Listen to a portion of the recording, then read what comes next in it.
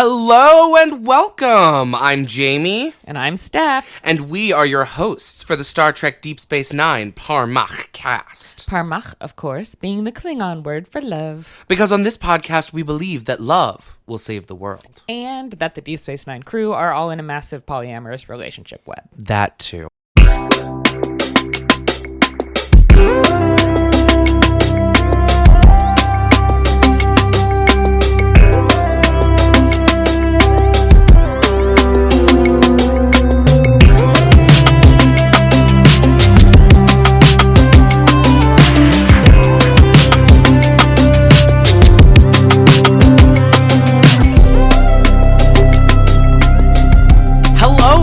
Thank you so much for joining us for this inaugural episode of the Deep Space Nine Parmach cast. Woo-hoo. I am here with my friend Steph. Steph, how you doing? I'm fabulous. How are you doing? I am doing pretty great. I am excited for this. We have been planning it for a long time, and it feels good to be finally sitting down and getting to work. 2025 is the year of the pod, baby. Woo!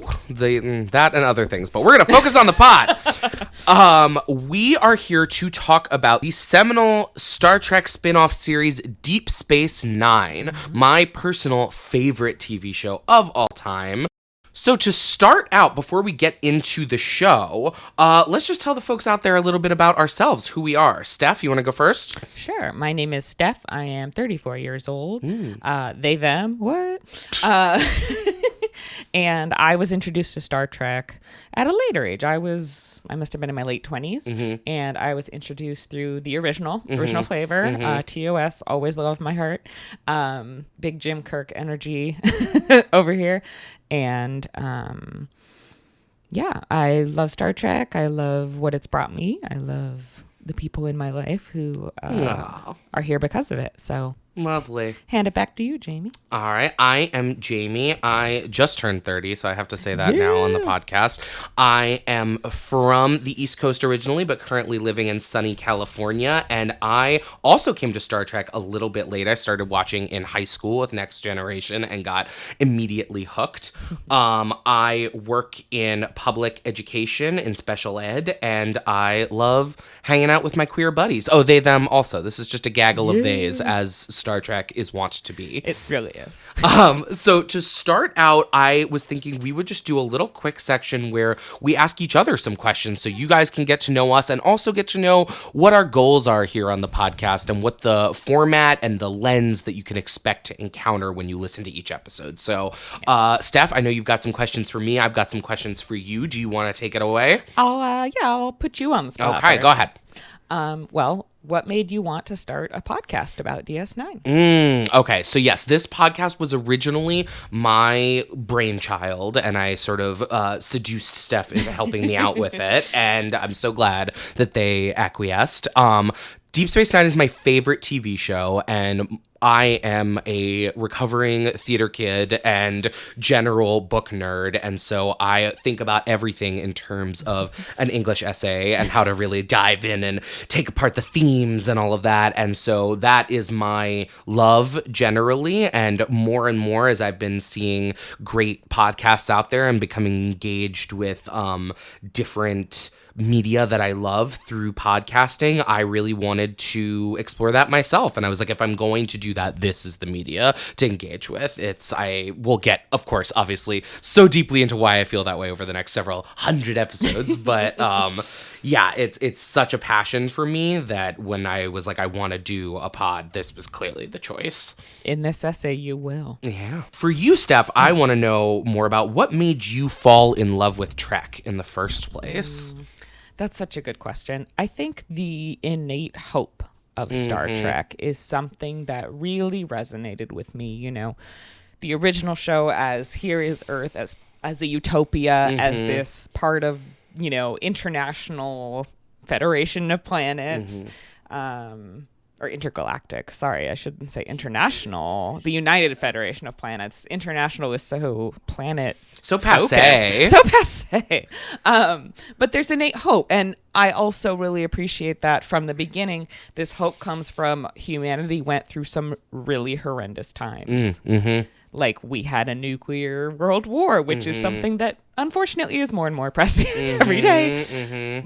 But that we get to this point where what we want to do is we want to explore. We want to see new things. We want to meet new people. We want to use that universal translator and share with others. And like, oh, my hippie childhood is just coming out so strong right now. But I think, I'm from California, and California's diversity is one of the things that I love most about it. And I have been lucky to be part of that literally since I was born. And so it reminds me of that as well. Just so many different people working together. I love that. That's beautiful. And also California, home of Starfleet Command, Starfleet Academy. So San Francisco, baby. Woo woo. That's where it's at.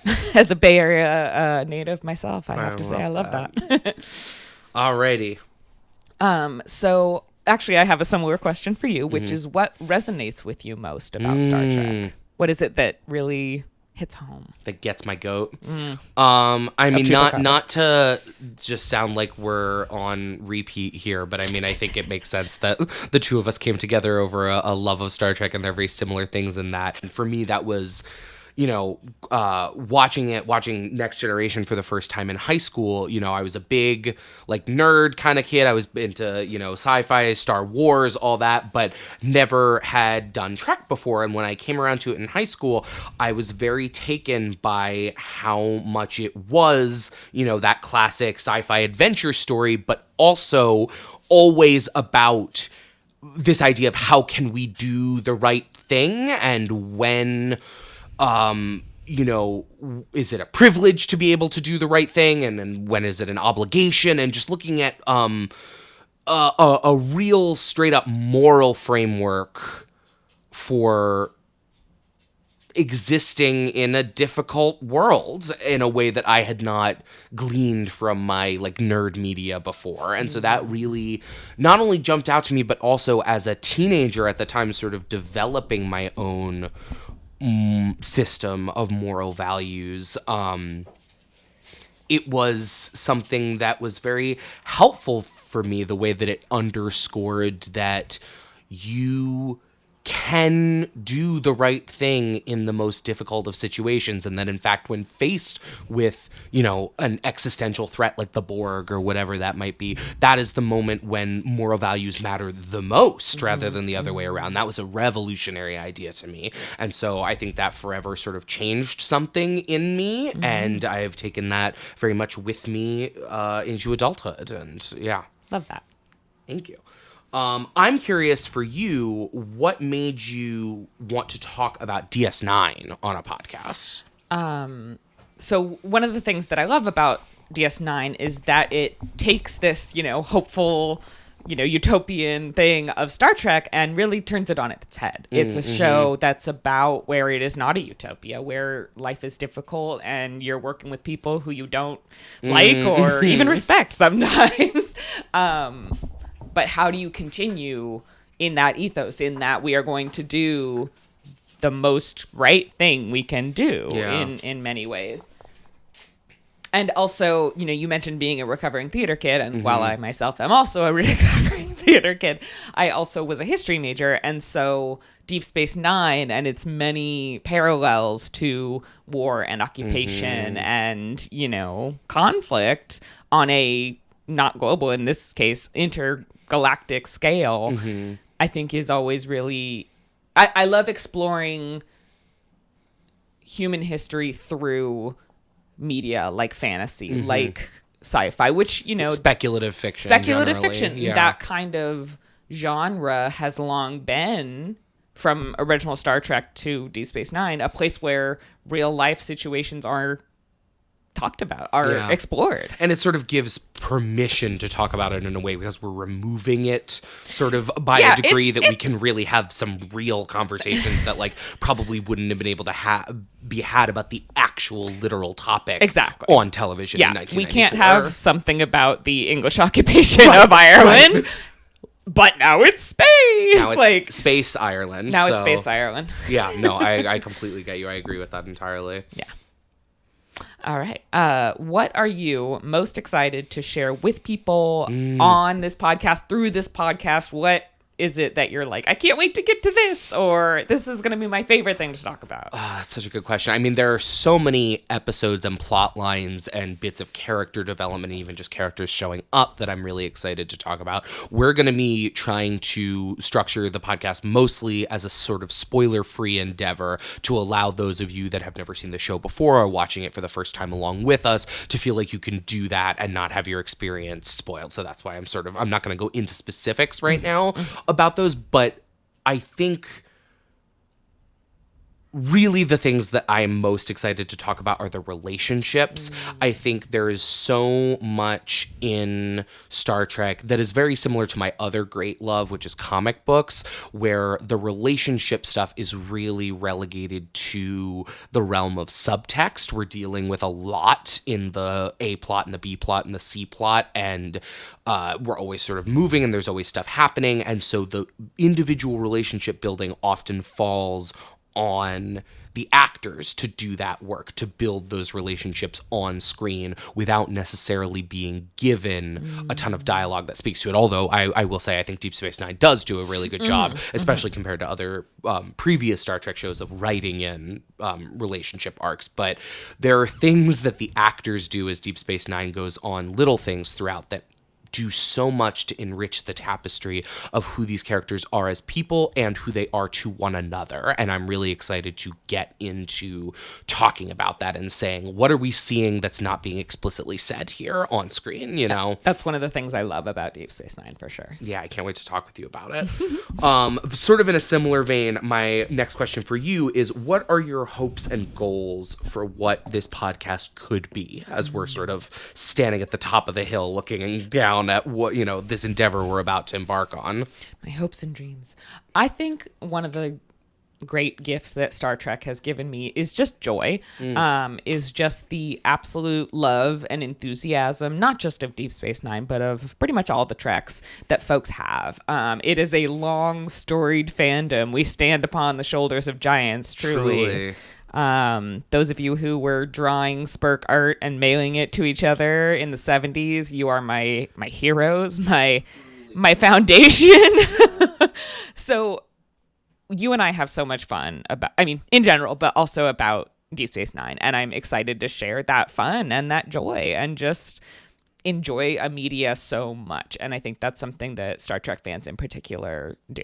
I could not agree more. I think in our little cold open, we say the sort of thesis of this podcast is that love will save the world. And that manifests in so many different ways. You know, obviously one element is the Federation's ethos of love and understanding and empathy and infinite diversity and infinite combinations. But also there is this element of we as fans flock to these properties from a place of love and the great joy that it brings to us. And then I think because of what Star Trek is as a series, as a franchise, that then inspires so much in people in terms of altruism and community care and all of that. And it all comes from a place of love. And so I love that answer.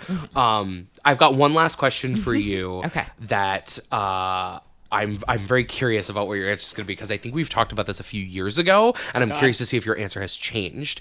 If you, Captain Steph, had the opportunity to join Starfleet, would you?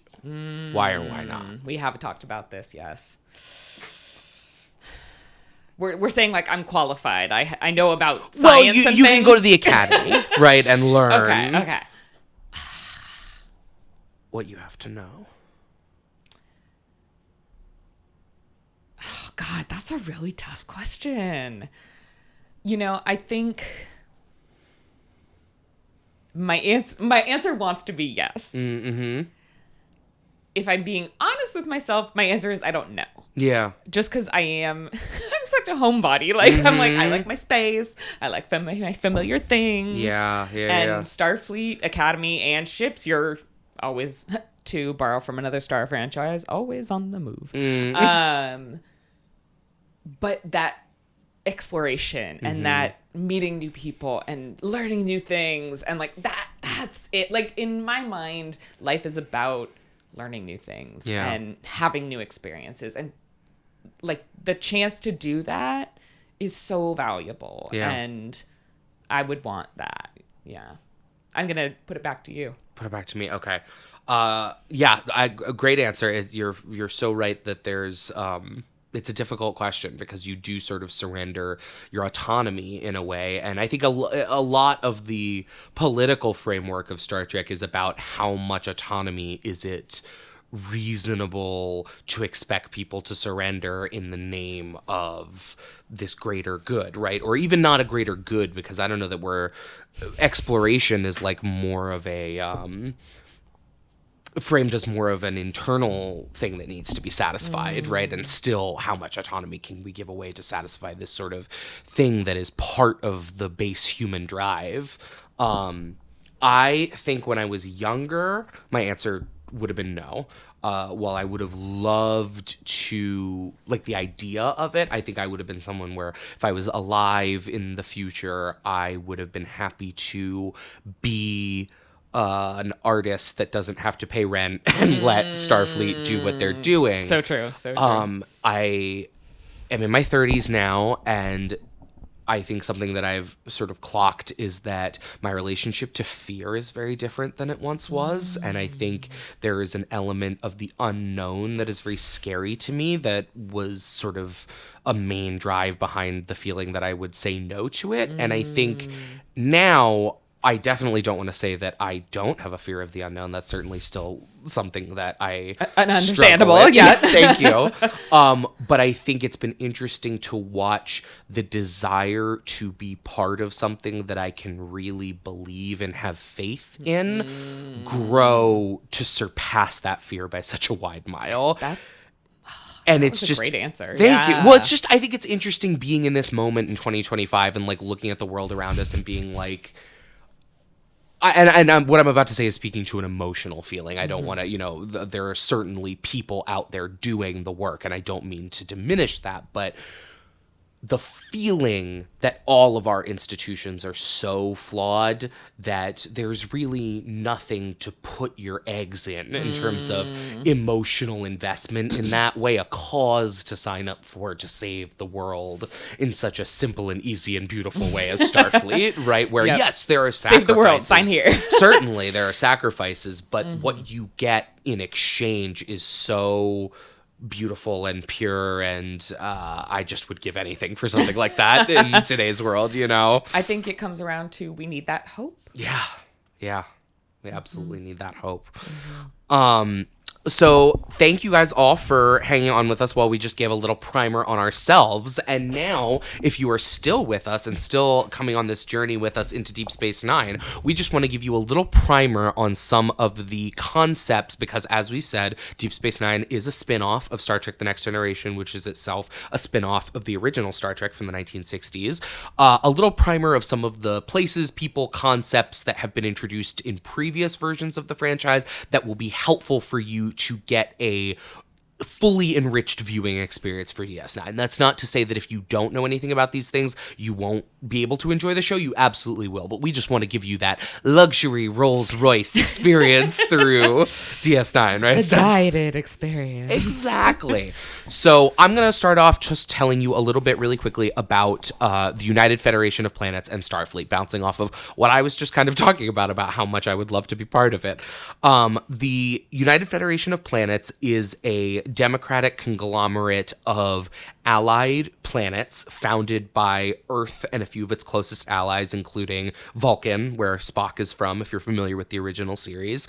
The idea of the Federation is essentially that it is a post-scarcity society. They have this technology that allows them to create food, water, materials for building, really anything they need by rearranging energy and matter at the subatomic level. And so it has sort of outmoded things like poverty and disease and all of that, not just the technology, but the social frameworks that were built up that led to the development of this technology. So you have the Federation, and then you have Starfleet, which is the exploratory and military, although we're not going to say that out loud, arm of the Federation. And so it's the group that Captain Kirk and the original crew were part of. It is the group that our Deep Space Nine crew is largely part of.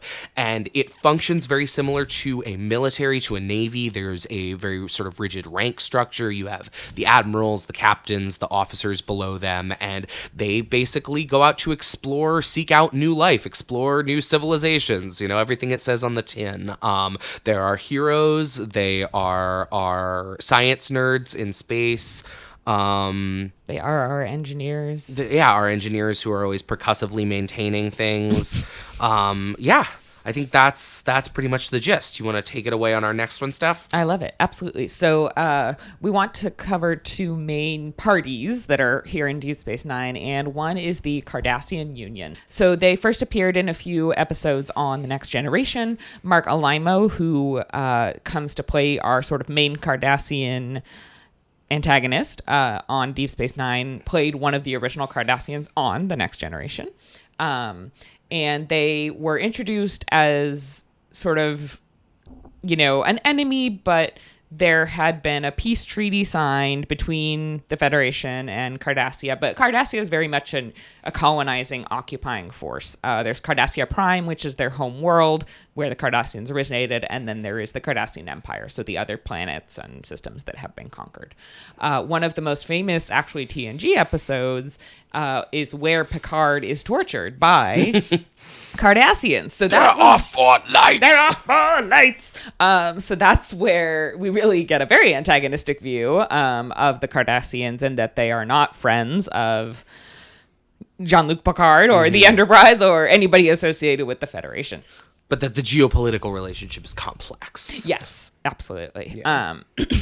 And or space show political. I don't know if it's geopolitical. If it's that's true. Because not on we're Earth. very planet centric. We're gonna have to work on that in our language. Wow, planetist. But yeah. So is that Chain of Command? That episode? That sounds right. Yeah. I believe it's called Chain of Command. If you haven't seen it, it's a great episode. It's a great episode. Sir Patrick Stewart, truly what a man. Patty Stew. And yeah, so they are our sort of main antagonistic group on Deep Space Nine as well. Yeah, and so speaking of the Cardassians, the next little bit we're going to go over the planet Bajor, also originated on Star Trek The Next Generation, very much intertwined with the Cardassians. The history basically goes that the Cardassians have been occupying the planet Bajor for the last, I believe we say in this episode, it's 60 years. We'll sort of keep track of whether or not that stays consistent, because I don't think it will. But Bajor is a very poor planet. They've been devastated by decades and decades of occupation. They have a very strong religious life, which the pilot episode will sort of get into all of that. There is a character on Star Trek The Next Generation, Ensign Ro Laren, who is a Bajoran character, and we primarily are introduced to Bajor as a place through her view in Next Gen and from her perspective. The main notable thing about them as introduced in TNG is that they've got little nose bumpies and that their names are reversed. So Ro Laren is her first name, Ro is her family name, so she's referred to as Ensign Ro rather than Ensign Laren. And so that's really beyond them as victims of Cardassian imperial violence. That's sort of all we get in TNG initially, because again, it's more about the character of Ro. And now as we're going into DS9, we're going to sort of pivot more to Bajor as a culture and what that looks like as a whole. Yes. And last but not least, from certainly not least, my man, Chief Miles O'Brien. Miles Edward O'Brien, baby, a son of the soil. So Chief Miles O'Brien is an intermittent character on TNG. He's not in every episode, but he's there quite a bit. He is in the pilot, though, which is funny. Is he really? That's so funny. I don't even remember that. But we mainly see him in the transporter room. He is an engineer. And we see a few different sort of life events for him on the Enterprise with under Captain Picard. He gets married to his wife, Keiko. Who was a botanist on the Enterprise. And we see him pretty reasonably often. I'm trying to remember if there are other life things that we see happen to Miles. Keiko gives birth to their daughter Molly on the Enterprise their first as child. well. So when they come to DS9, because Miles is going to be a primary character on DS9, it's Keiko and Molly go with him, and he's sort of a family man. Yes. Technically, he isn't there from Always Birth. No, technically he's not there. You're right. Worf delivers her. Worf which is there. You may now give birth. Extremely funny. So good. Another great episode of TNG. Yes. But he definitely is very much this sort of classic working man, you know, an Irish working man. He, Cole Meany, who is incredible as O'Brien, requested that his costume have pockets because he, you know, is not like a commissioned officer. He's chief engineer. He's in there in the guts. He needs places for his tools. Where the hell am I going to put all my doodads? Yeah. And I actually really love like Cole Meany's own sort of political, like, salt of the earth. Oh yeah, background absolutely. Coming out in O'Brien. He's very Miles O'Brien. They are he very is. each other in a way that is fun. Yeah. So Miles O'Brien is our sort of connection to TNG, and we see him very much as our guide in the pilot. Yeah, absolutely. All right, so with that, let's dive into the episode. We are talking today about the pilot of Deep Space Nine, Emissary, Parts 1 and 2, directed by David Carson, teleplay by Michael Piller, released first on January 4th, 1993, a Sunday. All right, so we start out with a little opening crawl, Star Wars style, telling us about the fact that we are flashing back to an event from Star Trek The Next Generation, the Battle of Wolf 359. So Captain Picard has been assimilated by the Borg, which are essentially a cybernetic species that rather than giving birth to new Borg, takes other organics from other species and forcibly turns them into Borg, and that's how they reproduce. So Picard has been assimilated, and he is now leading a Borg fleet against Starfleet at Wolf 359, the location.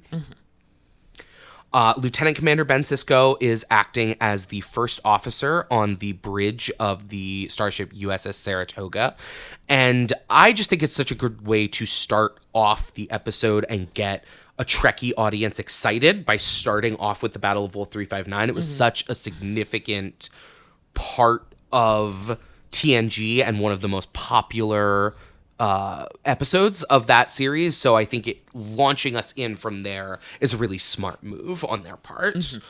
Also, I think knowing that this was going to be set on a station, knowing that Deep Space Nine was going to be set on a station, it made so much sense that we meet Sisko for the first time acting as an officer on the bridge of a starship.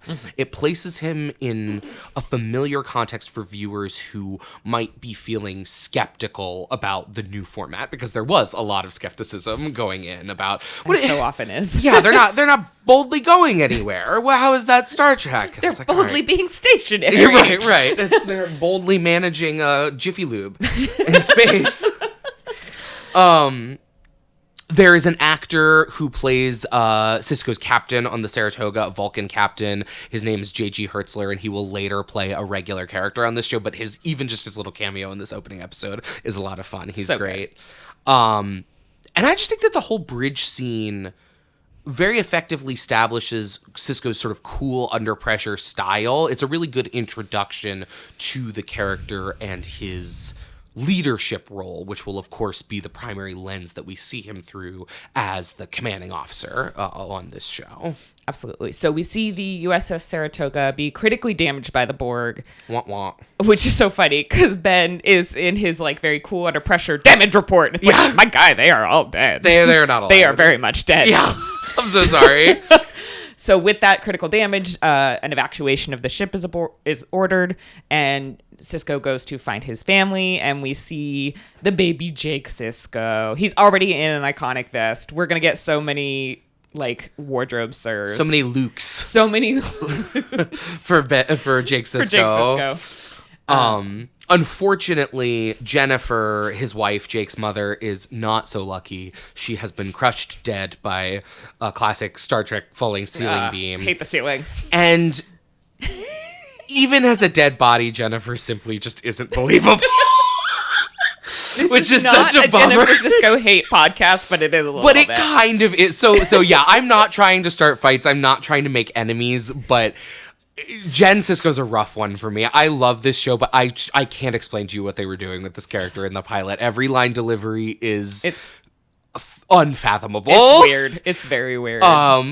Yeah, and so yeah, even in just this first moment, Ben's like, she's gone, and her girl's hair is just perfect, and she has more complexion than Ben. It just doesn't. We're foreshadowing the fact that nothing that will happen with this character is believable. Anyways, moving on. So Ben leaves his implausibly dead wife, and escapes with Jake and the remaining crew of the ship on an escape pod. He stares back at the ship as the ship explodes, carrying his wife's body. Which is such an iconic shot of like the escape pod launches out the back of the Saratoga, and we follow where it's like a camera in the Saratoga as it is speeding away, or sorry, within the escape shuttle. pod as it's speeding away, and we see the Saratoga destroyed behind them like seconds later. They were so close to making it out of there, and it's just a really iconic shot, really cool action moment. And I also think that it's really cool to be actually on one of the countless Starfleet ships that we see blow up all the time. Seeing that perspective, it feels like it right off the bat is really highlighting that DS9 offers a different perspective than what we've gotten before. Yes. This is still utopia, but it's not a utopian story. And it's not from the view of people who believe in the utopia, like, you know, the Enterprise captain. Sure. Of course, if you captain the Enterprise, you're going to be totally on board with Starfleet. Right. All your floors have carpet. You've never gotten a blister in your life. And I think especially how angry Ben looks. Yeah. Like, he's not in shock grief. He's not in, like, weeping grief. Like, he is full of rage at what just happened. And so rightly so. Yeah, I think, well, that's a very relatable moment with him. And so then we get a 3-year time skip after that first sort of tragic introduction. Benjamin Sisko is now a full commander, which is 1 rank above lieutenant commander, where we saw him start before. And we start out our first scene after the time skip with Jake fishing off of a little bridge, little cute by a pond. And Ben comes in and sits down, and they just have a little talk. About the next steps and where they're going and what it's about. And I really love that we get the very loving dynamic of Ben and Jake established immediately. Yes. It's a very important relationship, and we see so quickly how much love there is between this father and son. And I think that's something that we don't get a lot in media is, you know, love between 2 men. Well, especially a single black father and his single son. Black father and his son this was pretty, like, I don't want to say revolutionary, but kind of revolutionary for the 90s. I think so, and I think I understand what you mean about overinflating the sense of importance of something from, you know, a silly TV show, but I do think that Avery Brooks, the actor that plays Benjamin Sisko, felt like it was revolutionary, and that is part of why he was excited to be part of this project. Yes. And so I think that is a very important part of the history, regardless of how big of a impact in the total world landscape it may have made. That was something that was very important for him, and I know very important for a lot of Black fans. Something that's very cool. And men who, you know, Star Trek, I think, is one of those things like comic books, like Star Wars, Lord of the Rings, where it is something that has been made accessible to other genders much more in the last 5-10 years or so, but was primarily something that men and boys were in fandom and in communication with for a long time, and that being something transgressive to play with how masculine love is presented and give that to those men and boys. Absolutely. So they're talking about, you know, what's next for them, and they're going to be living on this space station, Deep Space Nine, in orbit of the planet Bajor. And Jake asks him, "Will there be kids there?" And Ben goes, "Absolutely, lots of kids," fully just lying to his face, which I don't exactly condone, but I understand he's just trying to, I feel like, get him in a place of like feeling excited about this. He doesn't know; he's never been there. He doesn't know who lives there. But he's a single dad doing his best. He's manifesting is what he's doing. And so we get the computer end program, and it turns out the fishing and the fishing hole was a holographic projection, and they leave the holodeck. It was a holodeck all along. The holodeck was inside us all along. The real friends were the holodecks we made along the way. And so walking down the hallway from the holodeck, we see our first glimpse of the station out the window. There she is. Tacky Cardassian fascist eyesore heart emoji. And I had just written, wonder, possibility, the station, Deep Space Nine, and the music swells. Because that's just how I feel. And that's so valid. And really, it actually still makes me feel a little tug in my gut on this, probably my 7th or 8th time viewing the pilot, which says something about it, you know? Absolutely. And then we get the theme song, and I love the slowest theme song in history, truly. In history. But it's kind of incredible that with all the network interference that was happening in these shows at the time, that they allowed this. Like, I feel as though people would change the channel after the 3rd full minute of panning past the station, you know? Maybe I'm really missing something about how things worked back then, but... No, I think you have a very valid point. I'm not sure what happened, but we're glad it did. Yeah, we are very glad it did. And so after the theme song, Ben is giving his first log entry, his first station log, and giving us some context and backstory about Bajor and the Cardassian occupation. Because again, it's a spin-off, but they're setting this up. It's its own show, and so we're introducing all of the concepts. Deep Space Nine itself is a former mining station and the seat of power for the Cardassian prefect, the head of the occupation. And it's now a focal point for Bajor's recovery and potential entry into the Federation. Starfleet is there at the request of the Bajoran Provisional Government.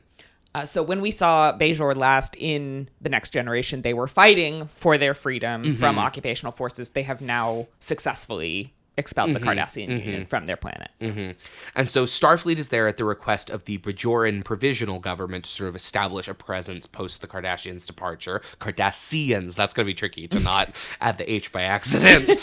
And so we see in our first shot of the station, the big Galaxy-class Enterprise D docked at one of the station's pylons. And so we know they're there. We know our guys, our boys, our friends are there visiting to see us off on our adventure. And Sisko arrives on the absolute mess of the station with Chief O'Brien having arrived from the Enterprise 2 days ago and now sort of acting as a tour guide for the new commander and for us, the audience. Yep. I think that this whole thing is just such a great way to start out as like a symbolic bridge between the two shows, which then continues through Chief's role on the station and in this first episode.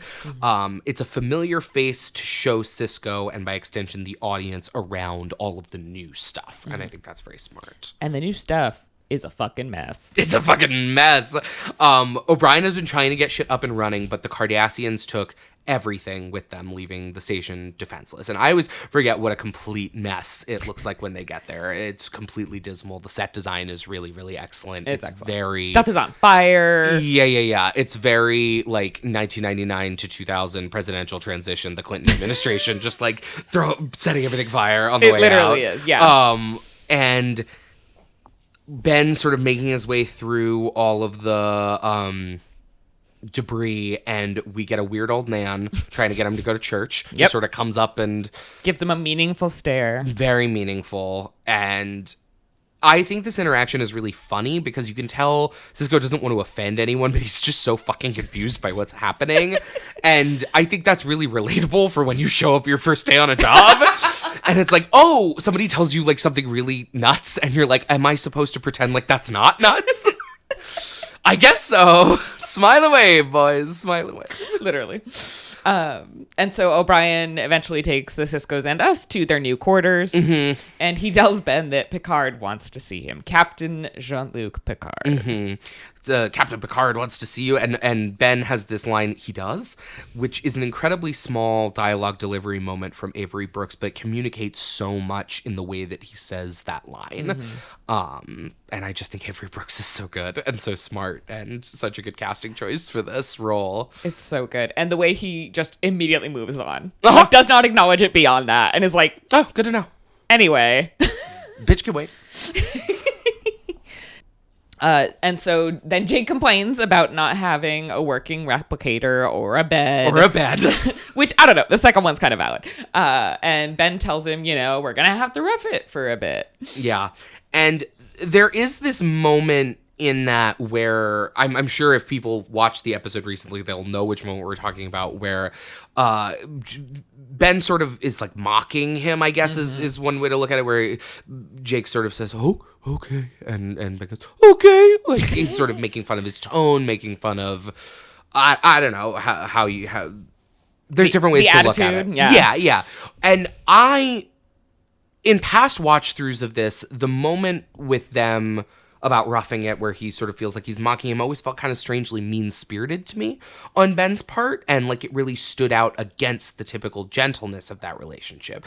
This time that I was watching it, I had a different take which I wanted to share because I feel like it makes it maybe work in a way that it feels like it hadn't previously. So Jake has spent the last 3 incredibly developmentally formative years on and around Earth, which is effectively a utopia at this point. Mm-hmm. Now, Ben might have grown up on Earth. We know he's from Louisiana, but he's been in Starfleet since he was 18, and he's seen the galaxy. So he knows about roughing it, and he knows that this situation could actually be a lot worse. And I think that he's maybe finding it a little bit hard to relate to the slightly spoiled Earth kid that Jake has become over the 3 years since Jennifer's death. And this makes the ways that living on Deep Space Nine and Jake really growing up as a kid on this sort of final frontier brings the two of them closer. The way it makes that all the more meaningful, if that makes sense. Mm-hmm. Yeah. So I think that I like when characters are allowed to be complicated and maybe a little bit problematic. And that's one cool thing about the Benjamin and Jake relationship is it's not perfect. It's beautiful, but it's far from perfect. And that's something I like about it. Jake Sisko. Problematic. Canceled. So anyways, all right. So Sisko and O'Brien go up to see Ops, and even though it's not all smashed, Ops being like the equivalent of the bridge on a starship, Ops is a stark contrast to a typical Starfleet bridge, and I think it's really important that they take a little time showing it to us. The design is very different, and it establishes the feel of the new show. And then O'Brien has a line where he asks Sisko, Commander, have you ever served with any Bajoran women before? And Sisko says, no, why? And O'Brien's just sort of, no reason. And that line's so funny to me because it has to be about Ro Laren, that character that we were talking about from TNG, where she's a woman of strong opinions. She's a woman of strong opinions, exactly. And actually, originally, the idea was that the Kira character that we're about to meet was going to be Ro Laren, and that she was sort of going to be the bridge between TNG and DS9, and then her actor, I think, was not interested in being a full-time lead cast member on Deep Space Nine, and so they changed up the plan. But I do think that little reference to Ro as the original Bajoran woman. Mean Bajoran girl that bullies you, but you love her, is really good. It's excellent. And then we meet Major Kira. So good. Kira Nerys, my love. Our queen. The one, the only. In the former prefect's office, Major Kira is on a Zoom call with the Bajoran Provisional Government, who she yells at and hangs up on. Yep. Which is great. Good for you. Go off, queen. And it's such a good introduction to the character, even with her terrible hair, which is so bad. Really rough at the beginning, but it will get better, we promise. It gets Don't so worry. much better. Like, it's actually kind of wild to see that this is where it starts. It is. It's extremely wild because she will probably be the best looking character by the end, and it's just not the case in this original. Yeah, in terms of like design, not to be too shallow about. She's also extremely hot, but she's hot no matter what hair is happening. But specifically the hair. It's going to get better, guys. And so Sisko introduces himself to Kira, and she's essentially extremely openly hostile from the outset. And she says, I suppose you want the office. And Ben goes, well, I thought I'd say hello first and then take the office, but whatever order you want to do it in is entirely up to you. Which is such a great moment of Ben as well. Yes. Like, we really see into Ben's, he like gives her a big smile at the end of that.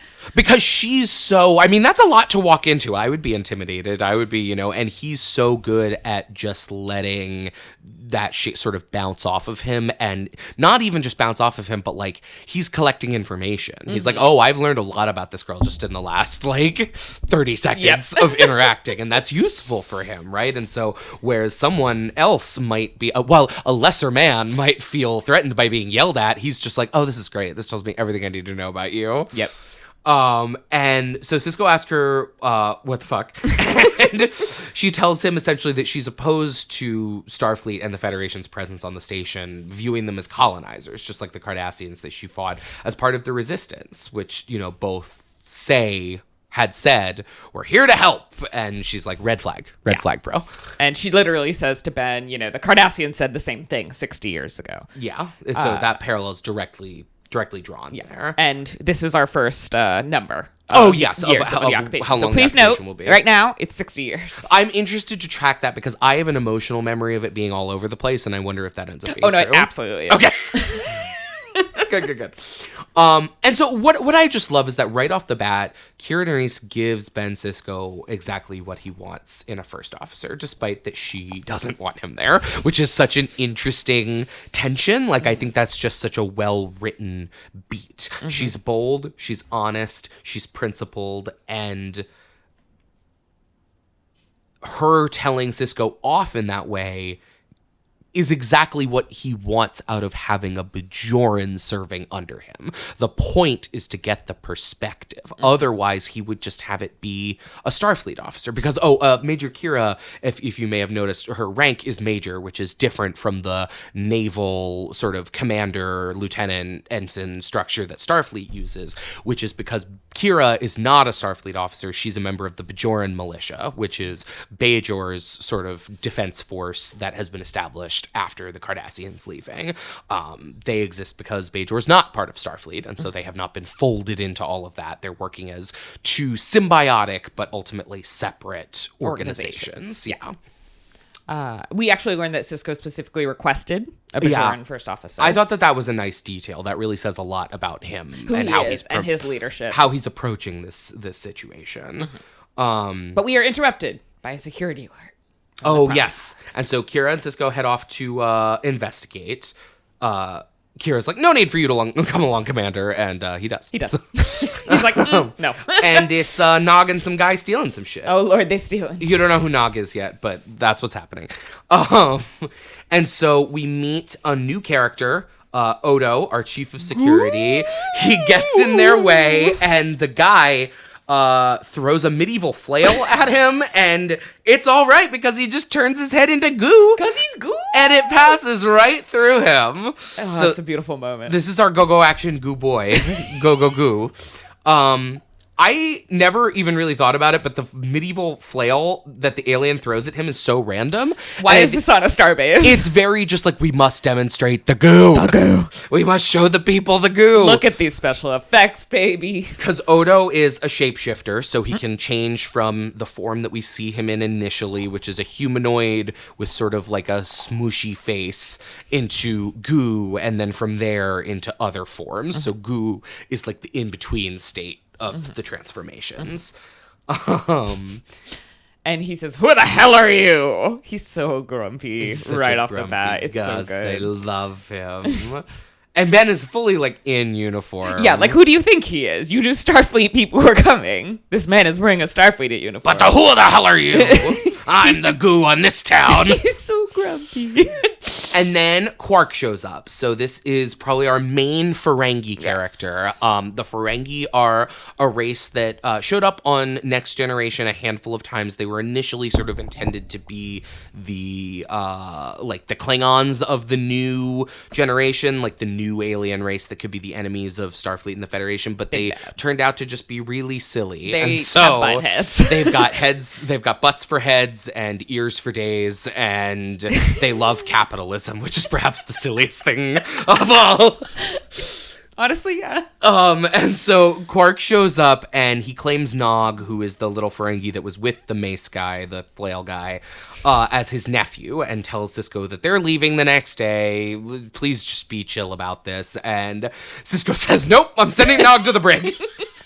Absolutely not. To jail. And Kira's like, what the fuck? And Ben's like, oh, I'm planning to use an old Ferengi legal tradition, plea bargaining, to get something we want out of Quark. And this is an initial instance of one of the things that always gets me, which is taking something like normal horrible from our world and then acting as though they're looking back on it from the perspective hundreds of years down the road as like this like appalling miscarriage of justice, which of course plea bargaining is. It absolutely is. But to frame it as these humans are so out of touch with that, they would never even think about that being part of the process, but it is part of the process for this like slimy, just greedy capitalist culture. Yep.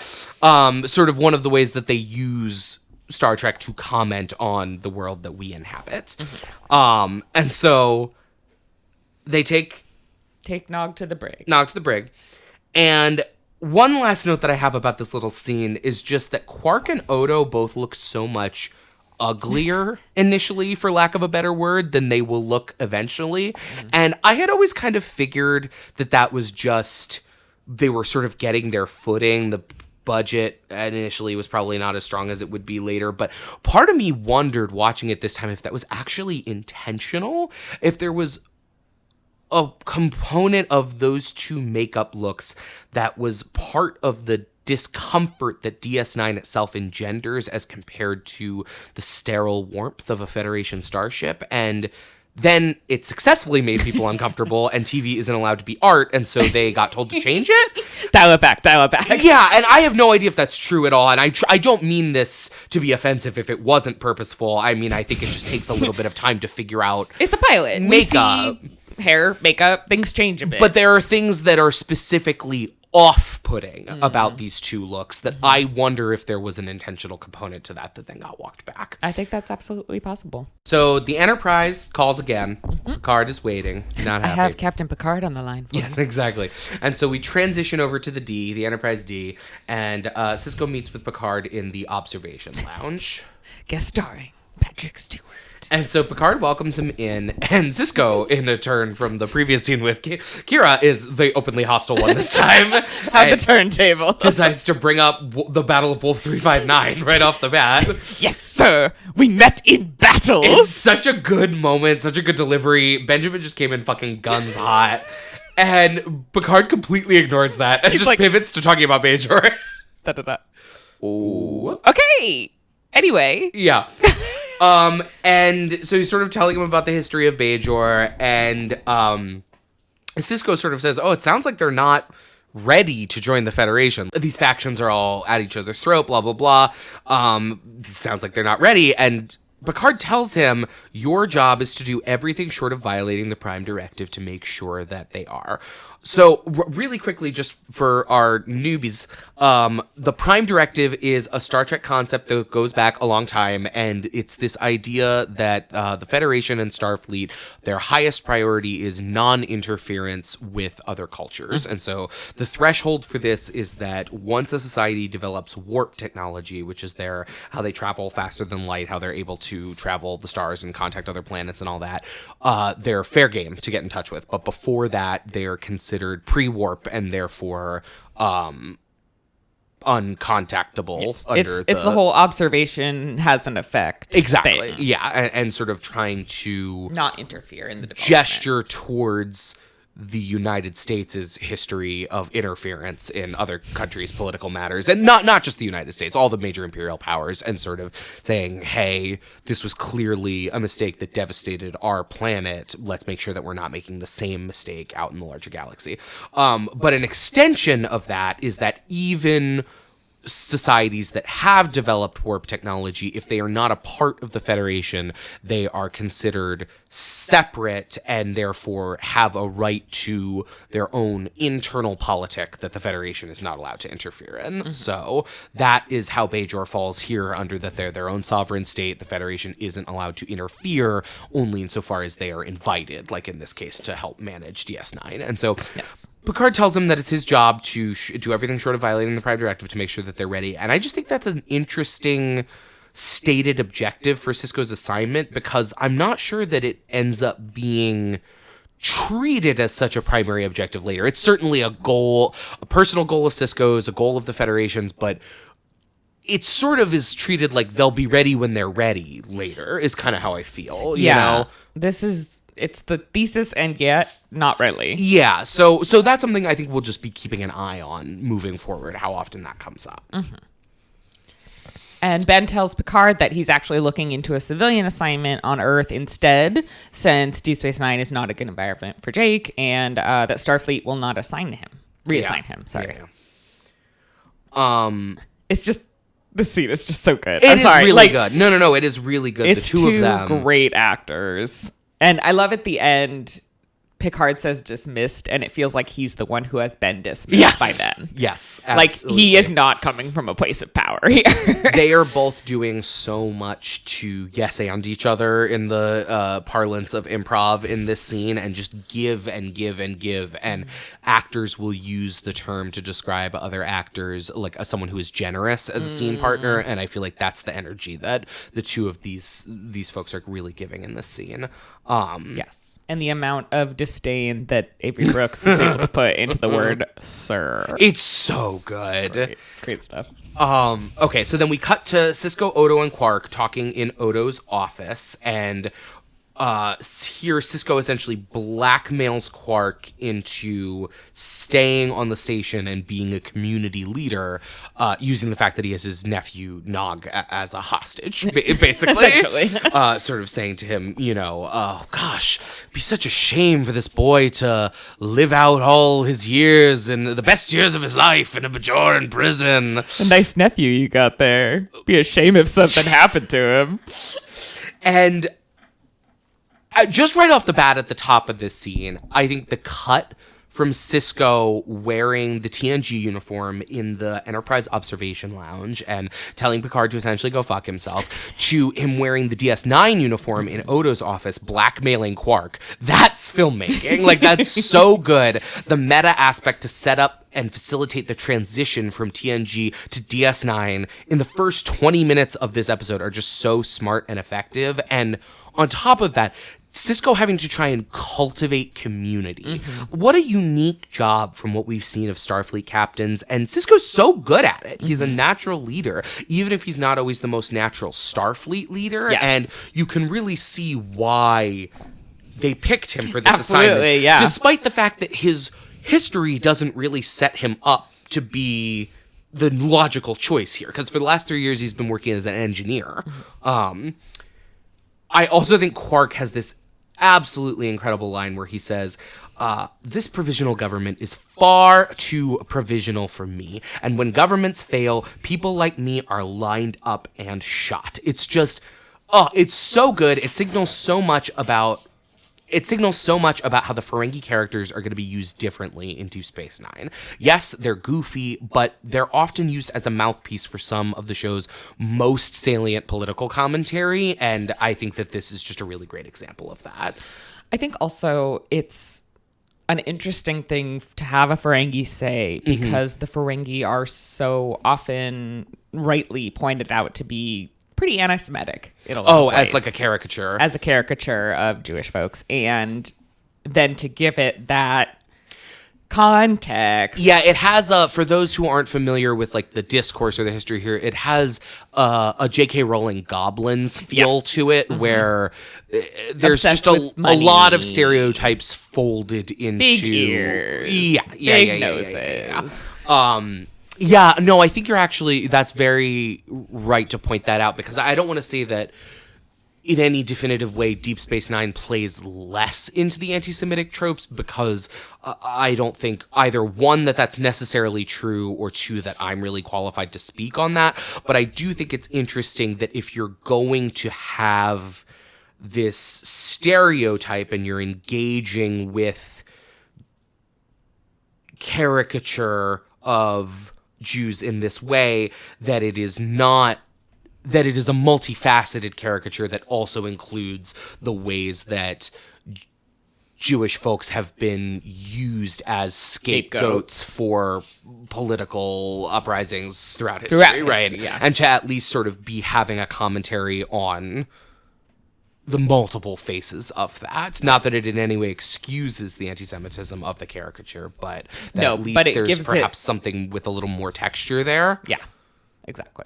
Odo also has a really great line where after Sisko's finished blackmailing him, he sort of leaves, or blackmailing Quark, he sort of leaves, and Odo says, at first I didn't think I was going to like him. And it's just such a funny line read from Odo, and it's an indicator of something that I think is even much more significant, that already on this show, relationships are changing and growing. While the line itself is glib, you could see it on Quark's face during the blackmail scene. Neither of them have ever encountered a Starfleet officer like this before. And Sisko did maybe the one thing that could possibly endear a virtual stranger to Odo, which is he strong-armed Quark. And did it well. He did it so well. And Odo's like, that's kind of hot. Like, that's... And the funny part is, Quark is also kind of like, that's kind of hot. 100%. And there you have, without even having any of their real interaction yet, you have Quark and Odo's entire dynamic. Right there. They're just funneling it sort of third-party style through Sisko, but it's like, oh yeah, that's kind of hot at each other. Yep. And yeah, you can see that Quark kind of respects the fact that Ben is gonna blackmail him. He's like, all right. Respects and is also like, this is a guy I can deal with. Yeah. You know, somebody who will play ball with me. Exactly. So Sisko returns to the promenade and helps Tank Top Kira with the cleanup effort. So Kira is wearing her little like tank variant where you take off the jacket and there's like a tank top while you still have the uniform pant underneath. It's a great design, but also she's just so hot. Stupid hot. Yeah, it's a lot. Her hair also looks like 10,000% better in already. This scene. It's like not all the way good, but it is certainly better. Yes. And I love about the scene Kira talking to Sisko about how her sort of like, for lack of a better word, proletarian perspective comes from her experiences fighting in the underground, where no one was too good for any one job. And her issue with Sisko is that she assumes, like the Cardassians, that he does not understand that. And I think to a degree, she expects that of Starfleet officers. Oh, yes, exactly. Like, yeah, because she's expecting the same bullshit. Yes, and so he sort of is trying to take the opportunity to show her he'll get his hands dirty, that he doesn't think he's better than them. Or better than a certain job. Yeah. Exactly. And so while they're working, Sisko asks Kira about Quark's belief that the provisional government won't last, and she strongly agrees, after which she thinks the only path forward will be a civil war, essentially. Yep. And she tells Sisko that Bajor has a spiritual leader, Kai Opaka, and sort of tells him about Opaka, and that she thinks she's the only person on Bajor who could unite the factions and prevent war. But unfortunately, she lives in seclusion and rarely sees anyone. So there's not much to hope for in that regard, right? Kira specifically has a line here that says, our religion is the only thing that holds our people together. And it's giving Ireland. It's giving Ireland so hard. It's giving Space Ireland, it's giving for Space sure. Ireland. Space Ireland, Space Palestine, like all of these like historically colonized, occupied, and still colonized, occupied spaces really echo and resonate throughout the Bajoran story. And there'll be different points where it more strongly resembles one or the other. Yep. But I think for the perspective of this show, it's just important to stay up front that like we stand in solidarity with the liberation struggles of all of these places, and that we will be looking for those threads as we're going through these episodes, right? Free Palestine. Free Palestine. So at this point, an old Vedek, which is the name for the Bajoran monks, shows up and mysteriously tells Sisko, it's time. It's time. It just says, it's time. And then from there, there's this awkward, inexplicable cut to the surface of Bajor, where Sisko's received by Kai Opaka, who we literally just learned lives in seclusion and never sees anyone. So it feels frankly like something got cut in editing here, because we go straight from Kira saying she just like doesn't see anyone to Sisko being like outside, like hitting her Ring camera, like, hello. It just doesn't, something feels like it's missing there. Like even just a throwaway line of like, I don't know, she had invited him because he's so important or something. Which you could easily see. And also what that monk being like, it's time, was supposed to mean. Like if maybe the implication is supposed to be that Opaka before Sisko even knew that he needed to go see her, she knew that he was going to come see her and has been waiting. Something like that. Like, there's ways you could piece it together to make it work, but it doesn't really work with just what they give you. No. But that's okay. It's fine. And I also don't worry about it. Bajor is such a beautiful matte painting, because in Star Trek tradition, anytime we go down to the planet, it's just this beautiful hand-drawn painting of one city square on a planet that will, like, represent the whole planet. You don't need anything else. Time. We're on Bajor now. We're on Bajor. That's what Bajor looks like. And so Opaka tells Sisko he's been expected and touches his ear without permission while explaining the concept of Pach, or life force, for the Bajorans. And so that'll be a thread where the sort of ear grab is how Bajoran spiritual leaders measure the Pach of their followers. It helps them, like, get in touch with it or whatever. It's a little dial. A little twisty. A little twisty guy. Yeah. And Opaka then gives her baleful prophecy. Ironic, one who does not wish to be among us is to be the emissary. The emissary. Roll credits. We got the title. They said the thing. And I just have to say, Opaka was really on her fucking shit, being able to sense that Ben would be the emissary from just grabbing his ear once, which, you know. You know, she is the spiritual leader of Bajor for a reason. It's so true. And she has this line, I cannot give you what you deny yourself. And at the time that she says it to him, he doesn't really know what it means, and I don't think we're really supposed to know what it means, but it will come back later. So I just want to note it now. Opaka then takes Ben to her secret basement, capital S, capital B, secret basement, and exposes him to a mysterious energy field in a box that she calls the Tear of the Prophet, which seemingly transports Ben through time and space, which is fun. And so he's on a beach in a silly purple vest and stomps all over his future wife, Jennifer. Just reading ahead in your notes. Yeah, I'm sorry. It's what so happens. Funny. It's so funny. And Ben's stupid little beach outfit is so stupid, and I love it so much. And then I just have, here we fucking go, more Jennifer.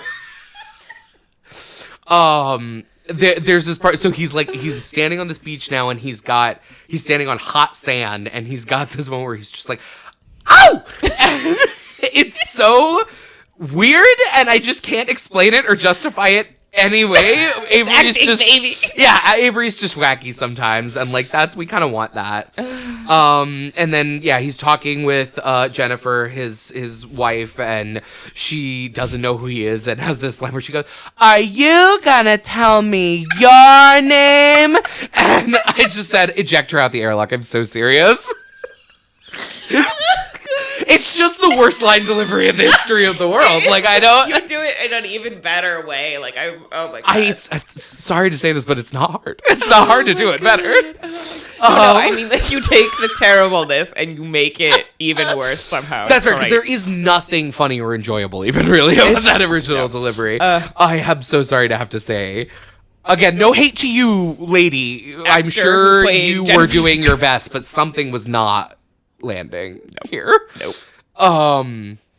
Anyway, we have this extremely drawn out sequence about a party at George's where they met, and Ben realizes he has gone back in time. Yeah, he sort of puts the pieces together, and so then rather than trying to convince her that she remembers him anymore, which she clearly doesn't, he pivots to just basically trying to seduce her and pulling out all the moves. And, it's great. Why don't you let me cook for you? My father was a gourmet chef. And like he's pulling out all the stops. Your mother is going to adore me. That's such a good line. Brooks, the man that you are. He's so sexy in this, and it's funny because he looks so not sexy in his little but he makes it work. It really works. It really works. And then the cascading energy whisks Sisko out of the vision back to Opaka, who explains to him that the object is one of 9 orbs to appear in the Bajoran skies over the last 10,000 years. And oof, Ben's face coming out of the orb vision. God, it's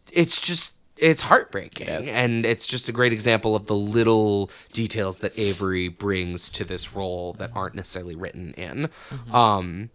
And so Opaka tells Sisko the Cardassians took the other 8 orbs off the planet. Bastards. Giving bastards. British Museum. I was just going to say.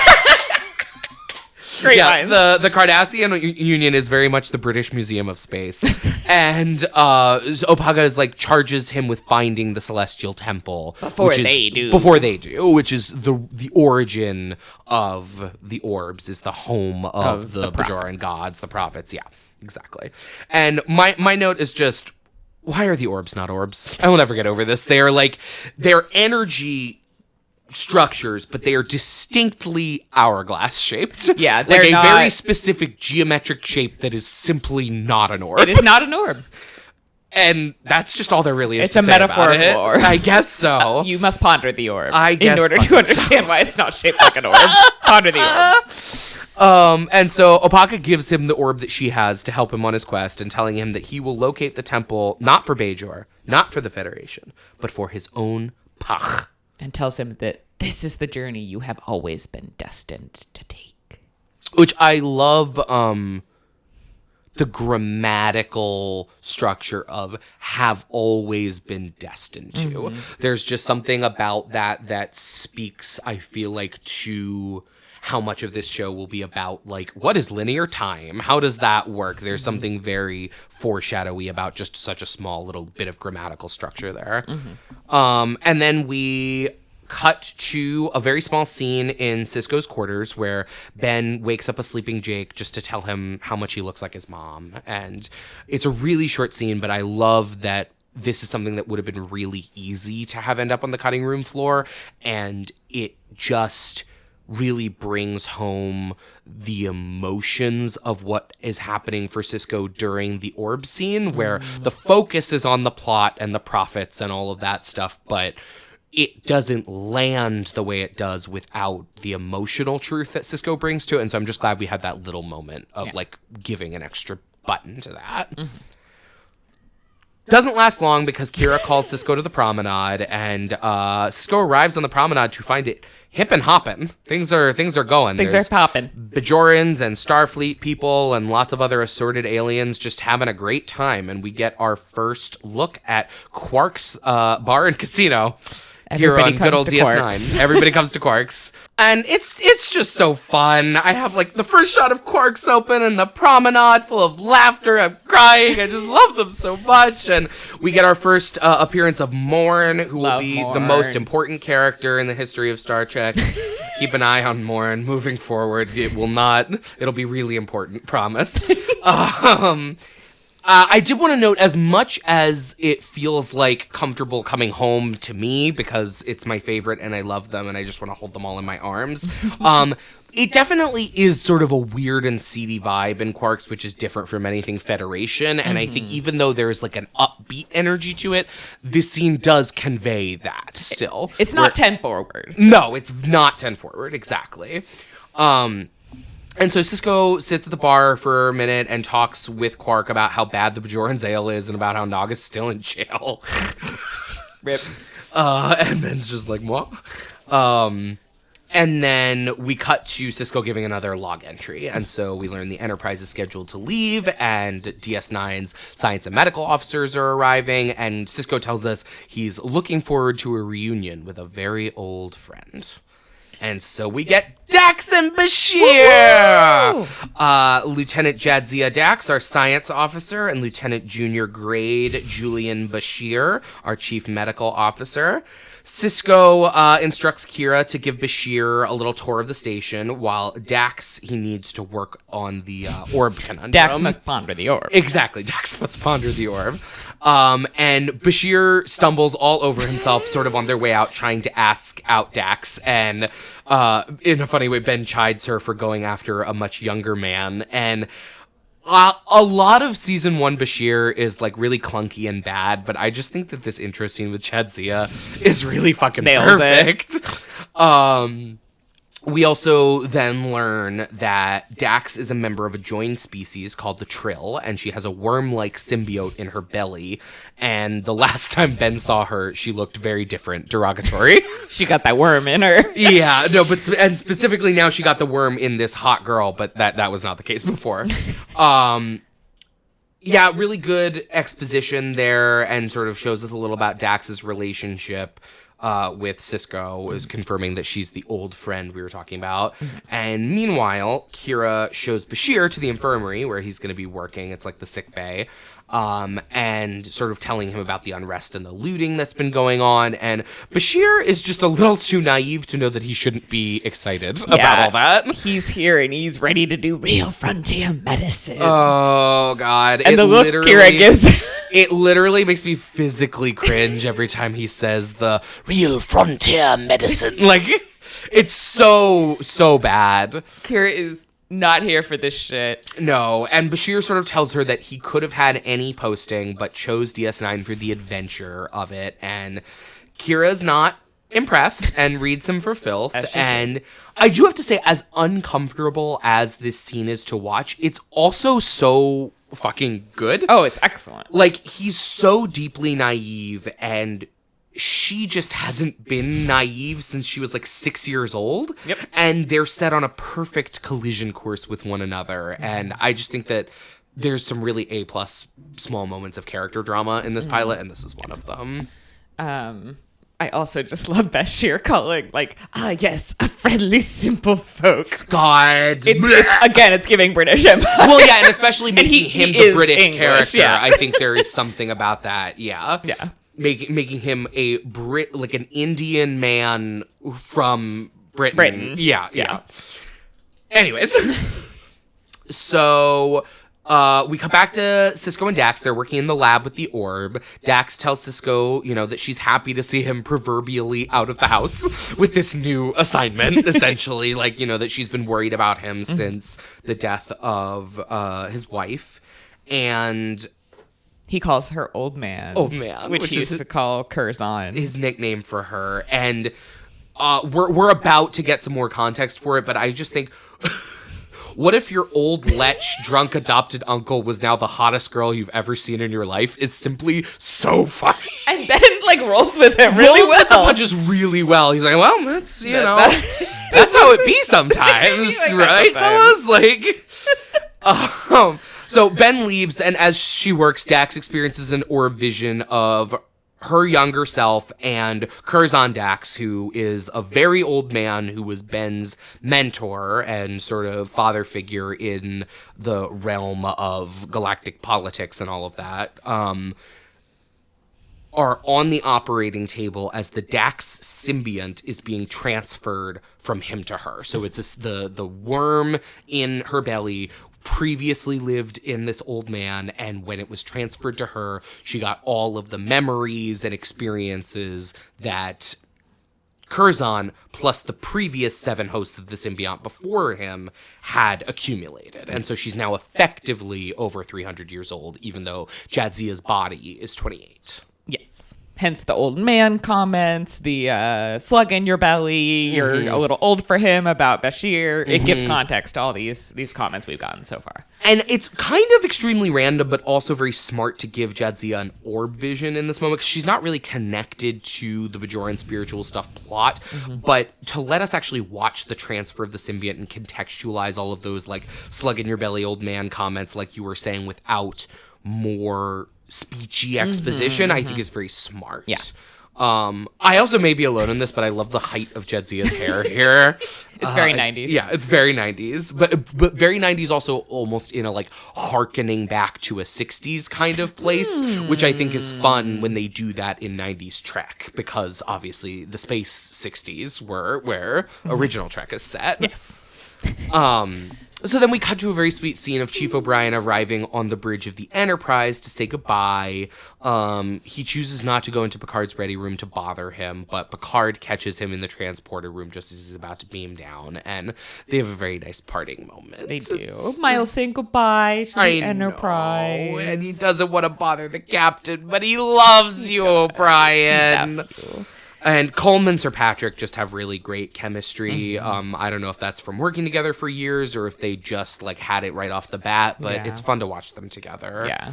And Picard beams O'Brien, and in TNG, O'Brien was the one beaming Picard and so it's the a nice away little crew, close. so it's a nice little full circle moment. Yeah, exactly. And the Enterprise rolls out. And so over in Ops, we now have the whole senior staff of DS9 assembled. They're in their uniforms. The Enterprise is gone. It's very like, okay, we have handed the torch, and now the DS9 plot has really begun. Let's fucking go! And as DS9 is going to DS9, a Cardassian ship shows up immediately, commanded by Gul Dukat, the former prefect of the Bajoran occupation. The worst!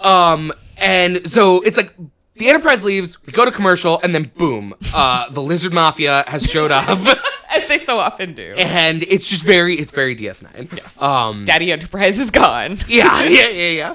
Gul Dukat requests permission to come aboard, and he meets with Sisko in his office, and Dukat just basically monologues about how he misses his office and regrets the end of the occupation and makes, veiled threats about how alone and defenseless Deep Space Nine is after the departure of the Enterprise, and Sisko's just not having any of it, to his credit. From the first time they interact, Ben is just like, fuck this guy. Fuck this man. And it's so great. I can't believe I have to talk to this literally lizard. But I'm gonna do it because I'm in charge here and I have to. Yeah, he's got a great line where while Dukat is whining, where he's like, drop by anytime you're feeling homesick. And it's the way he delivers it is just so bizarre, but it's also like, how else do you interact with this fascist lizard that is like, I want my office back? Yeah, and is saying things like, all alone in this remote outpost with these poor defense systems. Right, where it's like, are you threatening me or are we about to fuck is a little bit the vibe, because I don't want to fuck, to be clear. But Dukat kind of does. Dukat does kind of want to fuck Benjamin. That is like a big part of his arc, yeah. I feel. He's so smarmy and so terrible right from the start. It's just excellent. Yeah, another line that Ben has is, we'll try to keep the dog off your lawn. And I just wrote, Jesus fuck, Benjamin. He just is really like showing Dukat that he is not someone that can be pushed around, and it really sets the scene or sets the tone for their relationship moving forward. Dukat then sort of tips his hand that he's looking for information about the orb that Ben just brought back from meeting with Opaka, and Ben sort of stonewalls him, and so Dukat says, all right, well, can I at least have permission for my men to come aboard the station for shore leave? And then we'll head out. Ben has this great moment where he kind of like shudders after Dukat leaves. Yeah, it's like, it's like, like, Miles, get me the Febreze. Yeah. Like, we need to get in here with some wet wipes. Yeah. I also feel like it's a strange choice to let Dukat's men onto the station. Like, why does Sisko feel like he has anything to prove here to him? It's a Bajoran station. Saying no to them should be easy policy-wise. And so I can only think that it may be just so that they can do the infiltration plot that's coming up. But, like, it doesn't make it, like, it feels like it doesn't feel like it makes a ton of diplomatic sense to feel like he has to let that happen. We need it for plot reasons. Planned plot reasons. Yeah, which is fine. And so we cut to Sisko visiting Dax in the lab, and she asks him about the Denorios belt, which is a charged plasma field in the nearby the Bajoran system. And there are countless historical clues that Dax has found which point to the Denorios belt as a likely location for the Celestial Temple. And so Sisko's like, all right, we gotta, investigate this, but now we have a big old lizard problem. Exactly. The mafia's here. We have to figure out a way to go investigate the Denorios belt without them noticing. And so back to Quarks, the visiting Cardassian soldiers are gambling rowdily, and Kira and O'Brien enter, and Kira has a great moment where she picks up a cup and just slams it really hard on the bar a few times to get everyone's attention. It doesn't make a lot of noise, but everyone's like, oh, what the fuck? And they shut the place down on Sisko's orders and send the Cardassians packing back to their ship with their winnings. And so the Cardassians sort of take all their latinum and put it into a bag and take it to the hold of their ship and leave, only for the bag itself to turn into goo. It's goo time, baby. Goo boy. Go gadget goo. GOOTOGO. You can take my goo to go. Literally. Nothing brings people together like doing a little heist. Yeah. Fascists. It's like really true. It like is a great crew bonding moment for them. Right? That they It's team building. Because they're never better than at their best, like when they're doing what they love, when they're doing what they're good at. And what they're good fascists. at is fooling fascists. And so back in Ops, O'Brien tells Kira that their sensors are picking up a computer systems failure on the Kardashian ship. On the Cardassian, not the Kardashian ship. The Kardashians don't have a ship. Yeah. On the Cardassian ship. Oh, Jesus. Yes. On the Cardassian ship, a result of Odo doing a little sabotage. And I just imagine him like slinking around the hallways, and you just hear doo-doo. Doo-doo, doo-doo, doo-doo, doo-doo, doo-doo, doo-doo. And so Kira gives Sisko and Dax the go-ahead to take off in the runabout USS Rio Grande to investigate the Denorios belt. The runabouts are like big shuttles, basically. And they're cool as hell. And to that point, I think that the first interior and exterior shots that we get of the runabouts at this point actually look really sick. And I'm so used to them at this point that I sort of forgot that they were a brand new class of ship for DS9, and they were probably trying to show them off. And I think it works. They're cool little design. O'Brien tries to beam Odo back from the Cardassian ship now that he's finished his little Pink Panthering, and they're having issues with the crappy Cardassian transporters, and so finally he just kicks it and Odo materializes. We love percussive maintenance.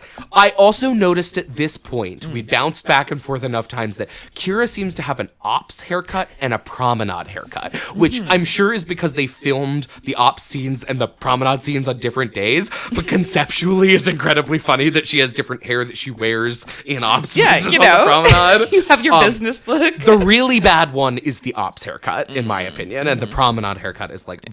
It's okay. And then Kira, just nice work, Constable. And she loves him so much. She literally loves him so much. Nana is such a good actor. She is. So Sisko and Dax find a wormhole and just you do. Fly into it. As raw you do. dog in it, you know. That's the thing about Starfleet. Did you say raw dog? Yeah.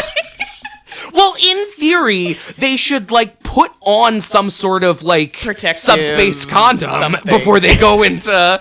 But that's the thing about Starfleet is they're very like straight into the hole. They're boldly going. By God, they're boldly going. And so, like, whether they mean sexually or just in terms of space, they are going straight into that hole. And you're so right. Going in that hole to make a deal with God.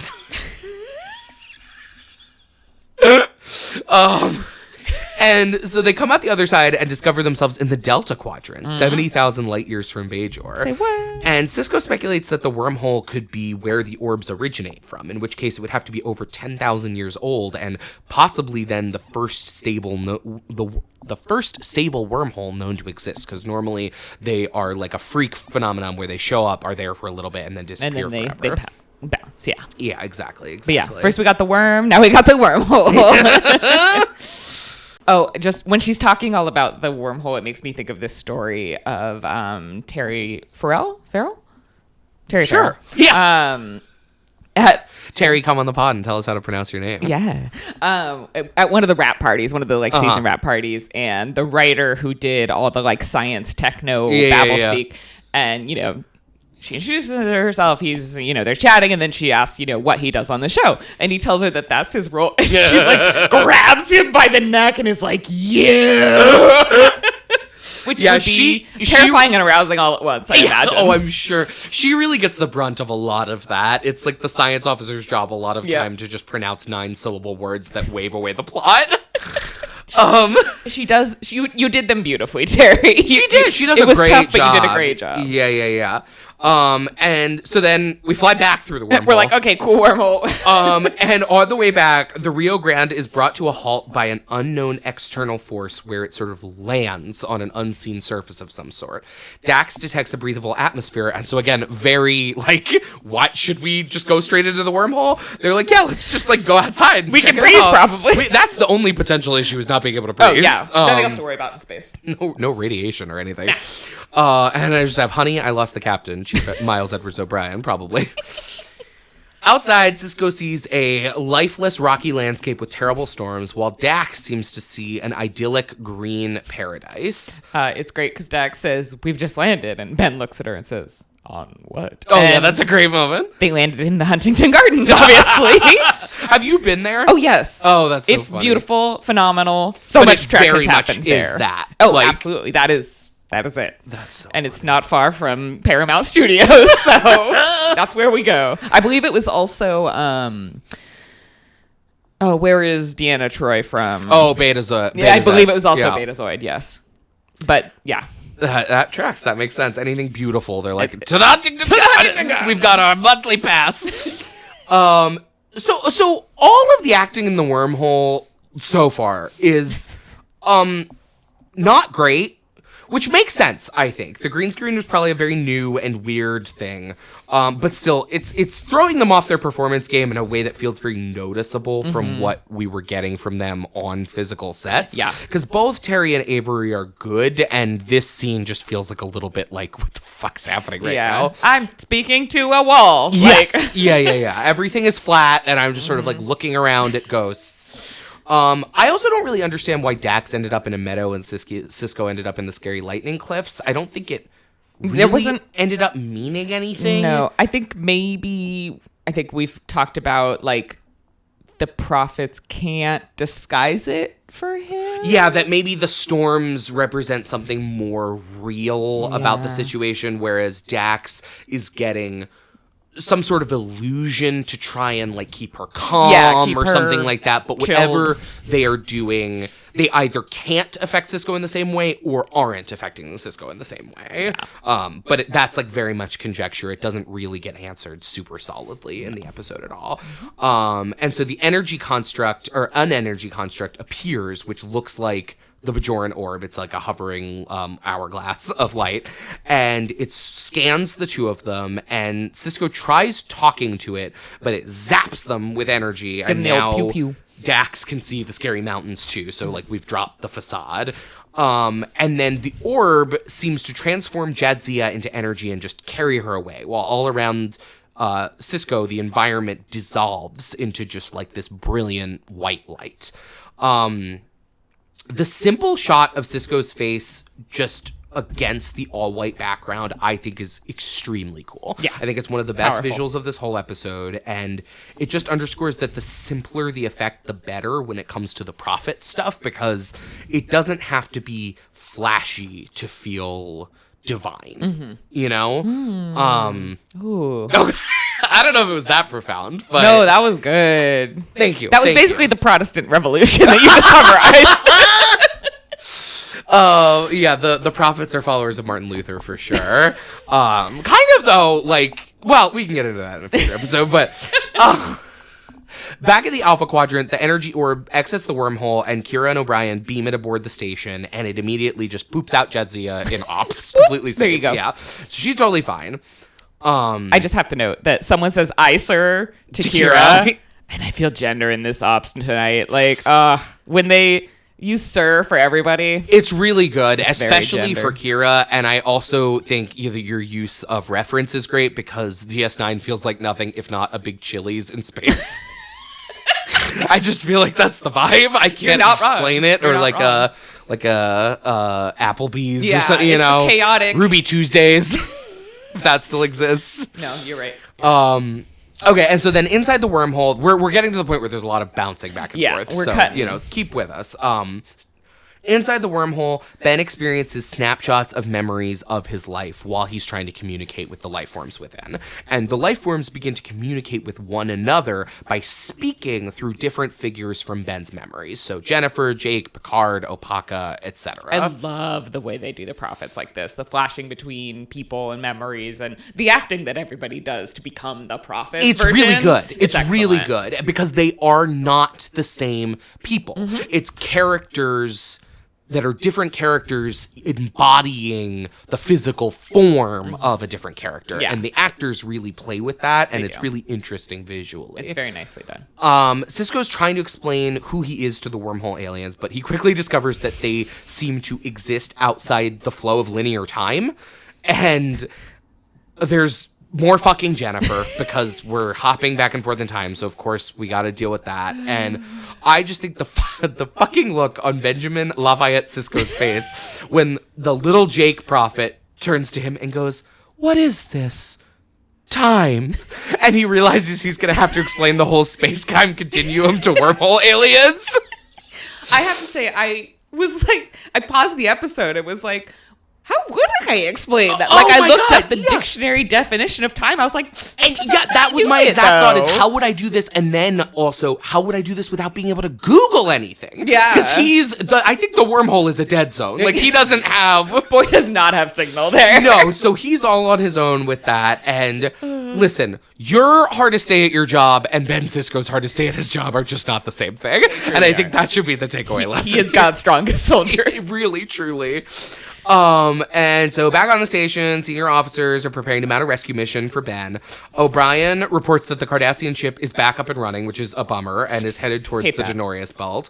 I was like, thank God, more station stuff, because the wormhole stuff, he's explaining linear time to these guys for like a minute. And Jennifer is there.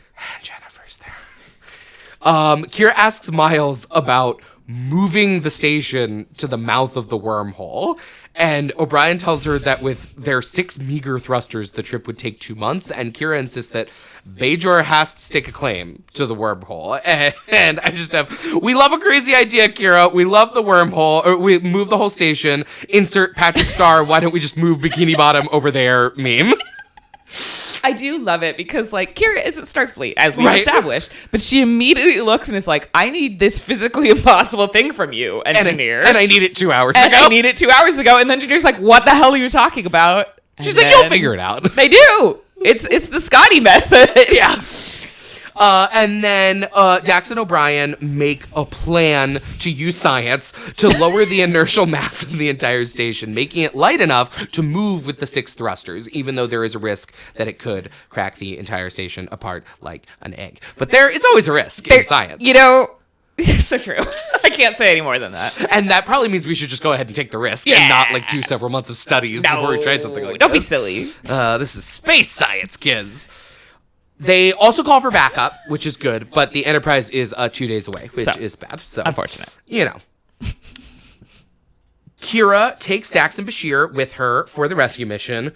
Odo follows them dramatically and demands to be included because he explains he was found in the Denorius belt and knows nothing about his own history, which I think is an interesting little bit they throw in there.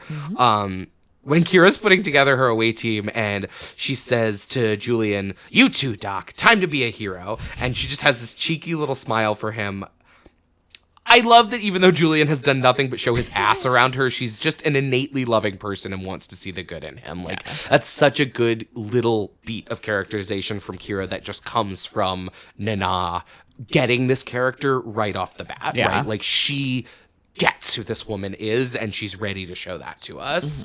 I also just love the little moment of Odo exposition and character setup because he doesn't get a ton of space to do stuff in this pilot. Yeah. But it is a very like, no, we know what we're doing with this character. Like, there's stuff coming up. We haven't had a chance to like necessarily spoon feed it to you in this pilot, but it's coming. Fear. It's coming. It's coming.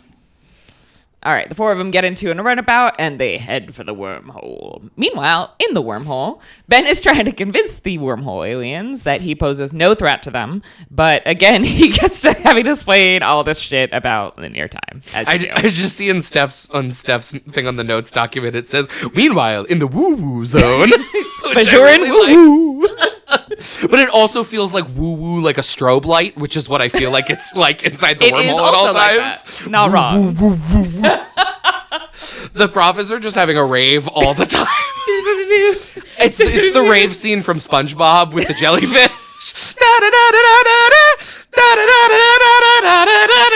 I just imagine that's what plays inside the wormhole constantly. Oh, God.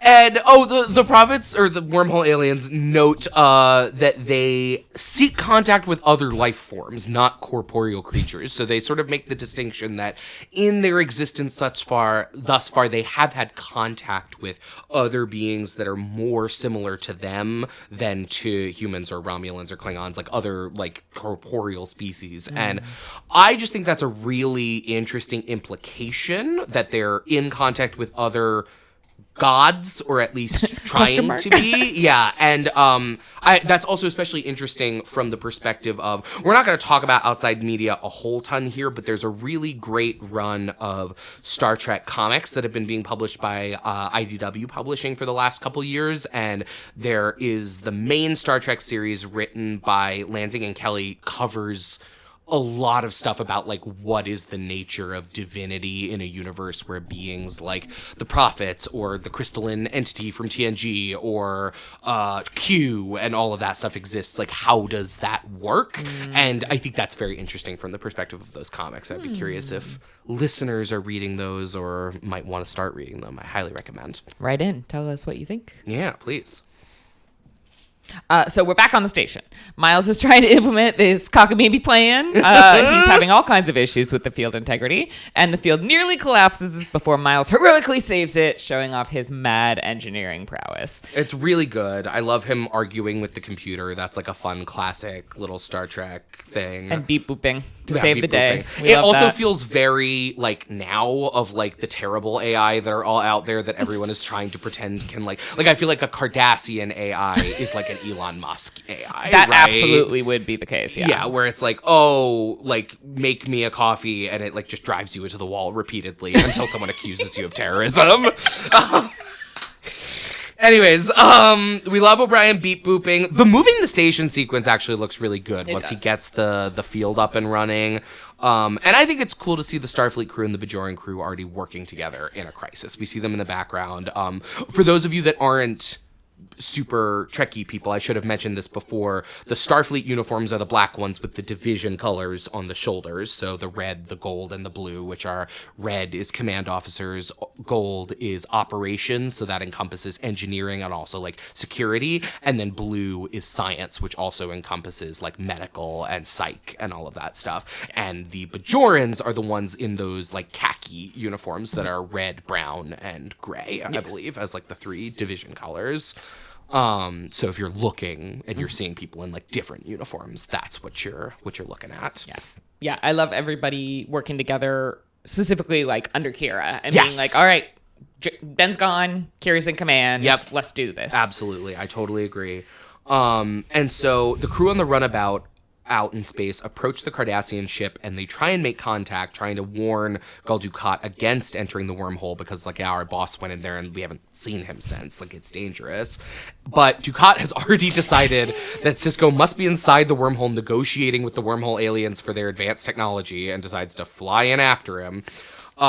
Julian has a line here where he goes, well, they've got to listen to reason, don't they? And I'm like, Julian, have you met a lizard fascist? Like, what? And the answer is no. He's fresh out of medical school. No. But like, did he even read about them? I'm starting to think no. And then we're back in the wormhole, and the aliens ask Ben about Jamie's favorite person, Jennifer. And Ben explains death and loss to them, and Ben and alien Jennifer watch as their past selves sit in a park and talk about children and parenthood. They kiss. And then Ben is forced to have the birds and the bees talk with the non-corporeal entities. Yeah, there's this line that like Ben and Jennifer keep repeating to each other where they go, that almost sounds like a domestic inquiry. And I don't know if it's supposed to be like trying to be cute, but neither of them seem to know what to do with the line, and it is awful and makes me want to pry my fingernails off with pliers. Anyways, moving on. They don't feel strongly about it or anything. Yeah, it is a bummer, I think, in my opinion, that it takes some of the emotional weight out of this episode, that the relationship between Ben and Jennifer is just cringy and terrible. Because Avery Brooks does a really excellent job, a really phenomenal, cannot be undersold job of playing the widower's grief. But the moments that they are on screen together, there's just no chemistry, and it's a bummer. Like, you would assume that they had a chemistry test or something. Because that relationship is kind of what this entire episode hinges on, right? I mean, we'll get into that more in a few minutes, but yeah, it's odd. Yeah, it is strange. And so the aliens transition Sisko into a memory of the Saratoga during the Battle of Wolf 359. And where we began. Yes, where we started. And he explains to them that this moment is more difficult for him to relive than any other. They tell him that he still exists here and ask him why, if it's so difficult. Oh, this part. It's just like the way that they say, like, she is part of your existence and you exist here just it's such a great way to talk about trauma and grief and anger, and it's beautiful and it's heartbreaking and it's Trek at its best. Well, it is, and there's also something when you say Trek at its best. What I think of as Trek at its best is using an alien or sci-fi or whatever framework to approach something very real and somehow make it even feel more universal by approaching it from that sci-fi perspective. And I think that's exactly what they do here, where talking about grief from the perspective of a species that not only has never experienced grief, but can't really even begin to comprehend it because they don't have any understanding of loss, is so interesting, because it lets them put concepts that have become so emotionally familiar to us into new language that it makes the concepts hit in a new way. Yeah. This idea of you exist here hits so hard for those of us who have experienced a moment that we can't get out of, no matter how hard we try. Yeah. And you can understand how that would be so inexplicable to this nonlinear species, right? Mm-hmm. Because it's not logical, and we aren't logical. And that is really what it comes down to in these conversations about trying to explain something across cultural lines of understanding. It's like, you don't have to, you can't expect this to make sense, because it's not going to make sense, because it's about people, and people don't make sense, you know? Also, the "you exist here" line is delivered by the Jennifer Prophet. She gets one good line delivery. She does it. Good job, She Jennifer. brings it home. So that, to me, though, even underscores more. It's not this lady's fault, because she did a great job when she was acting as the prophet. Yeah. It's just the Jennifer character is Duty Kaka on the underpants of the galaxy. And I don't know why. I don't know why that's the choice they made, but there it is. There it is. And so... just in that moment, their very poignant moment about grief, they get interrupted and whisked out of the memory by the arrival of Ducat's ship in the wormhole. And while I was watching this, to take notes, Peter, our executive producer, editing editor, our general support person, the man in the cloud, the man in the cloud, the myth, the legend, he goes, "Uh-oh, SpaghettiOs." And so the Starfleet runabout arrives at the mouth of the wormhole right as the wormhole just sort of seals itself shut. It's just like... just a little butthole closing in space. And inside the wormhole, the aliens tell Sisko about the arrival of Ducat, and he tries to sort of assuage their concerns about corporeal beings by explaining to them how the sum of their experiences prepare them to make decisions without knowing for sure how they'll turn out. And one of the examples that he uses is, you know, Jennifer and I have Jake, and we don't know anything about necessarily how his life is going to turn out, but Jennifer and I use the sum of our life experiences to guide us as parents and blah, blah, blah. And he basically explains linear procreation to the prophets, which, if you have seen Deep Space Nine before, you will be with me on why that feels really significant. And I hadn't noticed that before, even though I'd seen this so many times. And we will have a segment at the end where we're gonna discuss some spoilery things. And so come back, because I have a lot to say about that part. Yeah, put a pin in that one. Put a pin in that. But then Ben also explains linear time through baseball. Baseball! It's called baseball. The most solid thematic pillar of this show. It's like resisting fascism on one side and baseball on the other, and they're both holding it up. And they're both so important to me. So he explains the value that humans find in not knowing the future, always searching, and with each new consequence, the game, baseball, life, begins to take shape. And the aliens ask, you value your ignorance of what is to come? Yeah, that's really strange to them. They can't understand that. Yeah, and Ben says it's the unknown that defines our existence. We explore our lives day by day. And I love that. I love that so much. And then he ties it in. He says humans explore the unknown in their lives each and every day, and likewise have set out to explore the unknowns of the larger galaxy. And that's what brings him to them, right? The desire to meet and learn from new life forms. So there is some really good stuff there. I do have to say, this explanation of linear time is really fucking long. It is very long. Like, it's probably the biggest criticism I have of this episode of just like, I can certainly see sitting in the writer's room how they were like, wow, he has to explain linear time to a species that exists outside the time-space continuum. Like, we have to make the audience buy that they get this. And so, like, yeah, there's a lot that has to get explained, but I just think we could have probably cut a good 10 minutes. And, like, maybe not here, but by the end, like, of the total wormhole talking to the prophets time, and it would have been fine. Yeah, we would have been all right. So the wormhole aliens take Sisko next back to Wolf 359, again, in the wormhole, in like a vision. And they ask him, if humans value their linear existence, why does he continue to exist in that one moment in his past? Drama. Yeah. Meanwhile, Kira and the Runabout crew have met Miles on the station, and they're at the former mouth of the wormhole, but they can't detect any trace of it or Ducat's ship. And 3 Cardassian ships, meanwhile, are on their way, presumably looking for Gul Dukat, which doesn't seem great. Uh-oh, SpaghettiOs, as Optics Peter said. are not good, yeah. The Cardassians, they hail the station, and Kira tries to explain the situation with the wormhole to their commander, this guy named Gul Jasad, and Jasad just believes Kira's lying and gives her 1 hour to surrender the station. Kira's just so kick-ass. Kira's so kick-ass. There's this great moment between her and Miles where she's like, all right, battle stations, shields up. And O'Brien goes, what shields? We don't shields.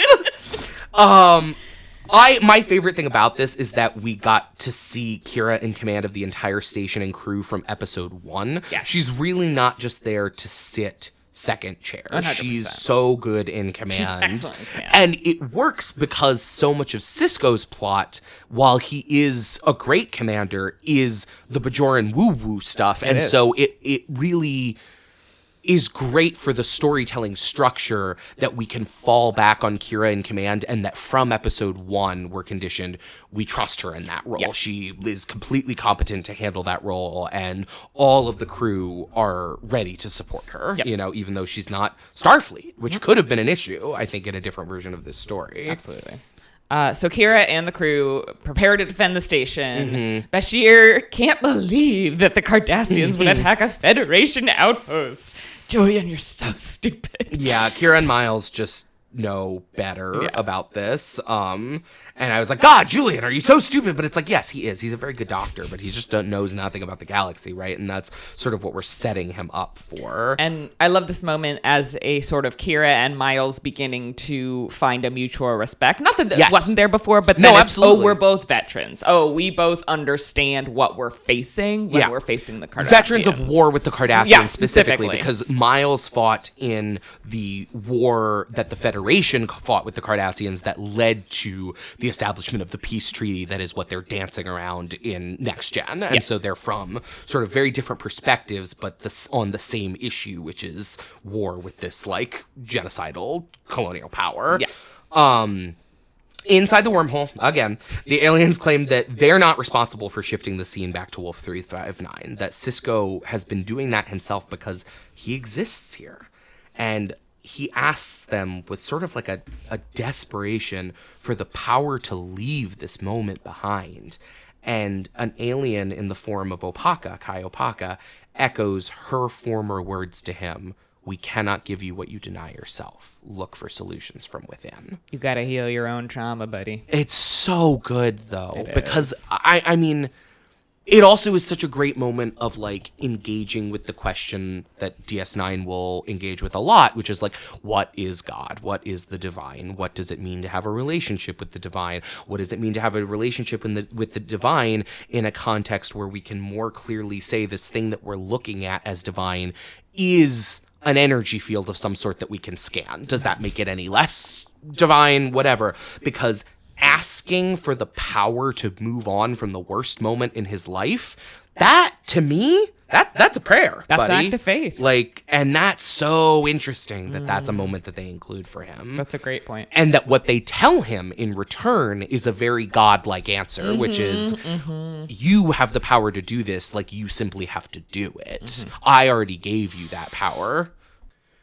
So, Ben explains to them that he was ready to die with Jennifer that day, and breaking down, he realizes that he's been choosing to continue to exist in that moment, not ready and not knowing how to live his life without her. And the aliens just tell him this is not linear, and he agrees. The way I exist here and I have never figured out how to live without her. It's just like, it hits. And it's so rarely do we get to see a man like fully cry and sob, and it's not framed as a weakness. Yeah, Avery Brooks here, just like the amount of vulnerability that he brings to this part of the performance. I mean, I truly like considered that we should just like play all of this in a sound clip because it's so fucking good.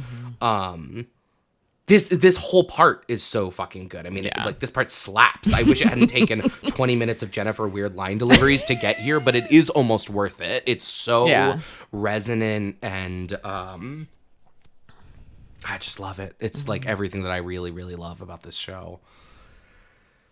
Anyways, and then we also get another one of those great moments of just Avery's face with the white light against it, and his like quickly shifting eyes against the white background, where all of the things that are happening inside his mind, and he's seeing it, but we're just seeing his eye. Like, that's so cool. That's such a cool transition. That's fucking TV, baby. On DS9, back on the station, Gul Jasad hails them, and Kira accepts the call with a hidden ace up her sleeve this time, and she also gives the order to fire the station's only 6 photon torpedoes across Jasad's bow. And so basically Kira bluffs to Jasad that the Enterprise was outfitted DS9 with an enormous array of weapons before departing, and gives a whole speech about how if he wants war, then she's ready to give him one. And, you know, she has the line, "But I'm just a Bajoran who's been fighting a hopeless cause against the Cardassians all her life. So if you want a war, I'll give you one." And it's just... Kira Nerys! I love this character so much. She's... I'm going to say every one of these characters is the best character in the show at so many different times, so I'm not even going to go there now. But, like, they do so much without really giving her a ton of her own story in this pilot to tell us so much about her and about where her story is going. And it's so good. So much. It's just, and I love, we only have 6 photons, Major, and we're not going to win this war with photons, Chief. Like, it's a great quote, and I love to, sort of along the lines of what we were saying before, that she gets to make the command decision of the episode. That's so good, because Sisko's doing Messiah shit in the space hole. Space Jesus. Exactly. And it's just so different from what Trek has been thus far, and I love it. I love it so much. So good. So on the Cardassian bridge, their sensors have penetrated DS9's shields, and according to their scans, the station is indeed outfitted with a massive complement of armaments. Jasad believes this must be some sort of trick, and he moves to attack the station. Look at our explosives budget, baby! Yeah, it's pretty cool. It's like, a good sequence. It is. The way that the promenade sort of gets devastated, weapons fire from the ships causes all this damage on the promenade, and Odo and Bashir start working to help the civilians. And, you know, as all this heavy fire continues, Kira decides to surrender and protect the lives of those on the station. But she don't have to. She's saved from having to do so when suddenly the wormhole reappears. Boo, boo, boo, boo, wormhole! And Sisko's runabout emerges, towing Ducat's ship behind it. Iconic. Which just, like, this truly... huge warship being towed. It's so good. Great metaphor. I put, wow, on DS9, it's not just consoles that blow up in people's faces. It's like stores and shit. Big yikes. we got big buildings. Because that's such a thing on Star Trek when the ship's getting fired at, everybody's like PCs just explode in their face. And all the fire is directed at the PC. Yeah. And in this case, it's just the whole thing, which is a lot worse. But I do love Julian getting his moment to be a doctor. And, like, after this whole episode pretty much of setting him up as this very naive, sheltered character, we, in the final moments of the final act, get this is why he's here, though, because he is the best doctor, the second best doctor in his graduating class. And he really gets a moment to show this. Yes. And I love the contrast of Odo being very uncomfortable and not knowing what to do. Who normally he's like the crisis management guy, but he doesn't know what to do with vulnerability because that's his whole thing, right? So in that way, it's actually a really great characterizing moment for Odo, too. For both of them, yeah. And Sisko towing a broken down Dukat giant warship is just so funny. Sorry, this is going back for a second, but I just loved so much, like, Kira was going to surrender to save civilian lives rather than fight to the end, because already at this point, she's experiencing character growth and she knows the war is over and she wants to be a different person. Yeah. And that's just so powerful. And then for Sisko to swoop in and save her from having to do that because he's a mensch like that is just like the ways that they all support each other throughout the show. It feels like that highlights that. And so Dukat, from his little broken down ship, orders the Cardassians to stand down, and Sisko returns to the station. Although the promenade is a mess, there were 13 injuries, but no one died in the attack. Yay! Ben notices Jake walking through the crowd, and they embrace, and it's a great moment of just like, whew. Sisko really didn't think Jake was alive there for a second. And after all the exploration of his grief and rage and everything from Jennifer, buddy. Like, but that's not the story we're telling. We're good. Thank fucking God. And so we cut to Sisko station log as we see the Enterprise fly in to dock with the station. The wormhole aliens have agreed to allow safe passage to all ships traveling to the Gamma Quadrant, and the Cardassians cleared out after the Enterprise returned. Love that. Sisko meets with Picard, this time in his own office. Uh-huh. Picard comments on how Sisko's actions have put Bajor on the map and how this will soon be a center for commerce and scientific exploration, which, yay, new status quo. And Picard also shares that he never passed up Sisko's request for a replacement up the chain of command, and a very relieved Sisko asks him not to, because he's found his place here on Deep Space Nine. And Picard tells him, "Good luck, Mr. Sisko." And shakes his hand. Shaky hands, and the Enterprise rolls out. We see sort of a panning montage of the main cast settling into their new normal, crew's going to work, and then we see Quark trying to flirt with Kira. Tried to sexually harass her. Yeah, Quark doesn't flirt so much as sexually harass. It's a complicated dynamic because she is a cop, but also don't sexually harass women. Don't do just because she's trying to stop you from doing crimes. That's like intersectional conversation that we'll have down the road. But for today, knock it off, Mr. Quark. And the takeaway here is everyone wants Kira to top them. That is the takeaway. So valid. It's so valid. I mean, that's if nothing, that is the takeaway from Star Trek Deep Space Nine. Truly. And then we roll credits. More shots of pylon. It's the end of the episode, man. Woohoo!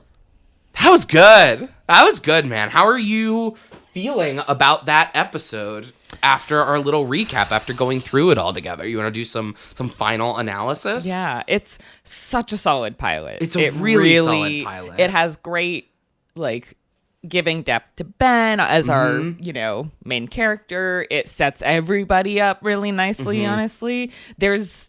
There are pilots that really don't work. Yes. And this is not one of them. Pilots that feel like they're struggling to get to what the show wants to be. Yes. And to be clear, there will be a lot of moments in season 1 that do feel like we were struggling to get to what this show wants to be. But the pilot is not one of them. They really hit it out of the park on the first shot. Baseball reference. That's for you, Ben.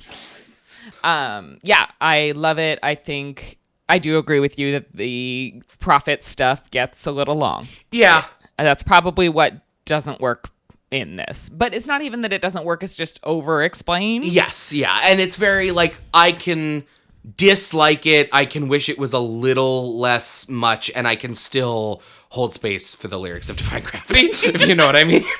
I do. Yeah. I know exactly. Like, you know, like I get what they're trying to do and I understand. Yeah. So, absolutely. Yeah, I agree. I think that all of the major themes of the show are introduced in some way, shape, or form in the pilot, which is really strong. I think that all of the major characters, we get a little peek into what their arc is going to be or what their defining thing that they are missing out on as a character and need to work towards. I guess maybe Dax is maybe the one exception where she gets more of just like, here's how the worm works, rather than like something about like what makes her tick emotionally. But like, to be frank, that's often the thing with Dax, is she's often more of like a gimmick than like a fully fleshed out emotional real person. And that's something we'll talk about more in later episodes. We will definitely talk about that.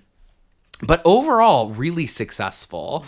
I also want to just pivot really quickly into a little sub-segment of our final analysis, because we wanted to make sure to highlight the design work that goes on in these shows, because even more so than today, back then, all of this was getting built by artists, being built as physical models that would then be filmed, or getting built as actual real scale sets and props and costumes and things like that. And so, Steph, for you, what stood out in the design of this pilot episode? I think the art direction and set decoration, for sure. Yeah. The station is a character. The station in so is many a ways, character, and we are introduced to her. And there's even comments in the episode about the architecture of it. And yeah, I think that art direction and set decoration really sets the visual tone of the show so nicely. I thoroughly agree. I also think that they had such a difficult task, because they comment so many times in this episode in particular about the brutal nature of the architecture and how unwelcoming and unwarm Cardassian architecture feels. And that has to all be true, while also this is our main set. This is our home for the characters. And so we have to see, if not something that feels warm and homey, at least the possibility of that being built, right? And I think they do that successfully with the Quark scene and the scene at the end where we're seeing everyone sort of go to work, and the promenade is sort of bustling with civilians now, and people are opening shops and all of these things, where we sort of see the potential for the ways that it can be warm and welcoming, unlike any other previous Star Trek show. Because for those who are only watching Deep Space Nine for the first time, who haven't watched other Star Trek shows, they take place on ships, which are, again, there's a tenuous sort of thing about how much Starfleet is or isn't the military, but these ships are essentially military vessels where the people on them are Starfleet and their families, and that's it. That's like, we don't have a civilian population in the same way. Right. And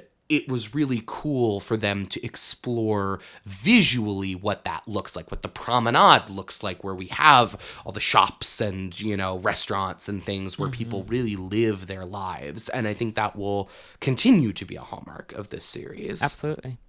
One other thing I just want to highlight in the design, in the costume arena, is specifically the Deep Space Nine uniforms, because this is a new Starfleet uniform from what we saw on The Next Generation. And you will see in several scenes, characters are wearing the Next Generation uniforms, which is where the color is sort of on the full tunic rather than just on the shoulders. And I really like the use of this new uniform. It is presented in this episode and will sort of be presented not verbally explicitly, but in the way it's shown to us in future episodes as this is sort of like a station variant to the main uniform, where people serving on starships will continue to wear the TNG uniform, and folks stationed on non-mobile outposts have these more jumpsuity, coverall-like uniforms that feel more sort of like something a mechanic would wear. And it really is like, welcome to our space Jiffy Lube, you know? But I actually think these uniforms look better than the TNG uniforms. They're the way that they're all black with the color highlighted on the shoulders and the collar. I think they're just really smart designs that it would be easy for this to look like they're all wearing pajamas, and they don't, at least in my opinion. I mean, maybe that's just because I'm so Trek-pilled that, like, all of the pajamas look good to me, but I really think that these are some of the best uniforms we get in the franchise. Thank you all so much for joining us for this, the inaugural episode of the Star Trek Deep Space Nine Parmach cast, and our discussion of Emissary Parts 1 and 2. We have one final segment left in today's episode, a little something we like to call Consulting the Orb of Prophecy, where we look ahead into the future of the series and discuss spoilers that relate to this week's episode. If you've watched Deep Space Nine before, or just don't mind spoilers, stick around after we sign off for that discussion. If you're watching along with us for the first time and don't want to be spoiled for future episodes, you're going to want to hop off after the sign-off. The Star Trek Deep Space Nine Parmach cast is recorded in San Diego, California, and produced by us, as well as our executive producer, Peter. A big thanks to friend of the show, Matt, who produced our theme music, and to Tumblr user at GrandCon221B, whose Star Trek pit grew was used to generate the avatars of us featured in the show's cover art. New episodes drop every week on Spotify and Apple Podcasts. If you have any questions, comments, or would like to chat with us about Star Trek, you can email us at ds9cast@gmail.com. You can also find us on Instagram and Twitter at ParmachCast for updates and memes. Last but not least, if you're enjoying the show, please review us and give us a 5-star rating on Apple Podcasts. It really helps other folks to find the show. And please join us next week for our discussion of Deep Space Nine Season 1, Episode 2, Past Prologue. Woo-hoo. Bye. See you next time.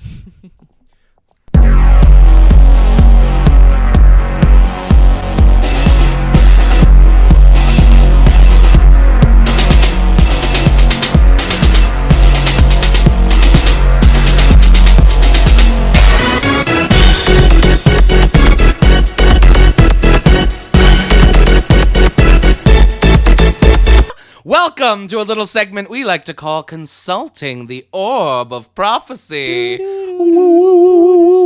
And what that means is there's going to be spoilers. So yes. If you don't want to be spoiled for things that are going to happen in the future in the series, if you haven't watched before, if you're watching along with us, goodbye. We'll see you next time. This is your cue to hop off. TTYL. And if you are an old head, an old DS9 veteran who wants to look ahead into the future, this is your time, because we're going to talk about that now. Okay, so the main thing that I wanted to talk about today for Consulting the Orb of Prophecy is linear procreation.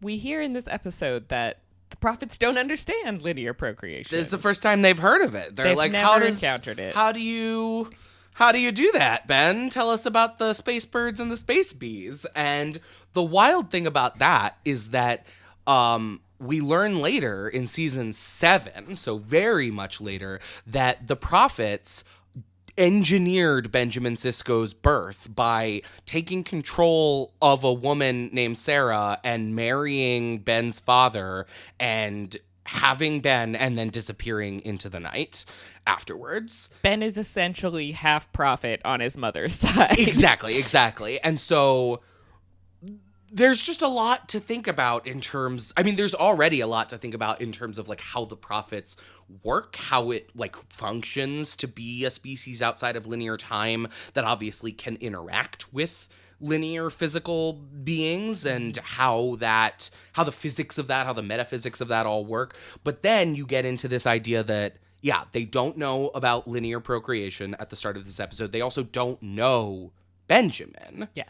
So it doesn't quite, I'm doing that thing of putting my fingers together, but you can't see it because it's an audio medium. That doesn't quite mesh.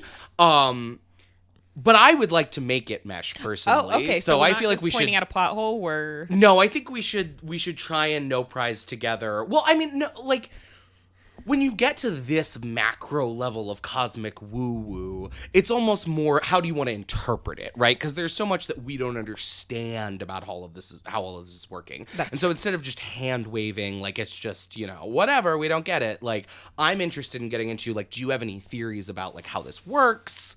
Linear time, linear procreation, all of that in regard to the prophets.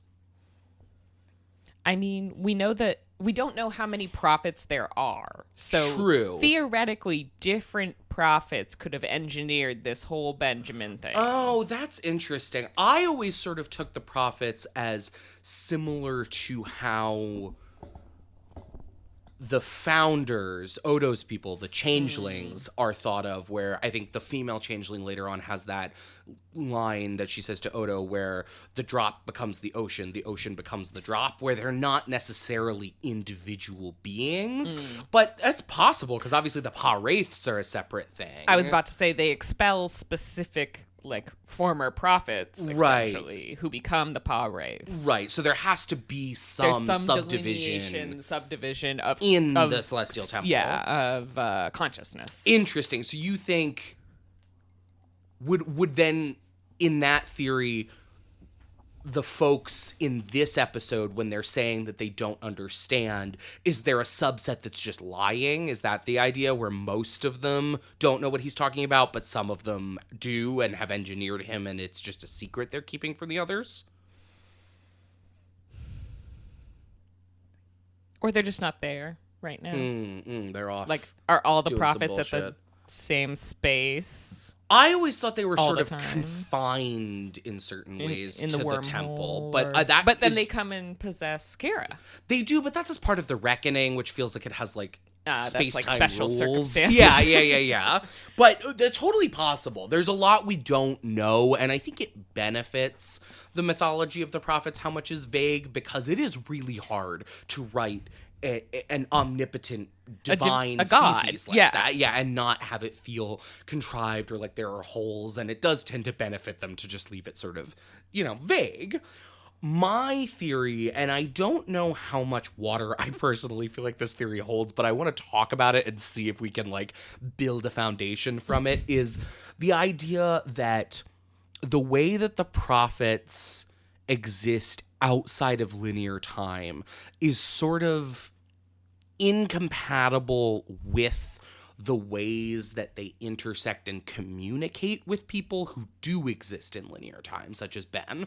And so that perhaps in scenes like we see in this pilot, when they are communicating with Ben, when they're existing in a shared space with Ben, perhaps those moments for them are linear in some way. Like, they are stepping into linear time in a way to interact with this linear being, because otherwise, how could you? Ben can't have an interaction that's non-linear.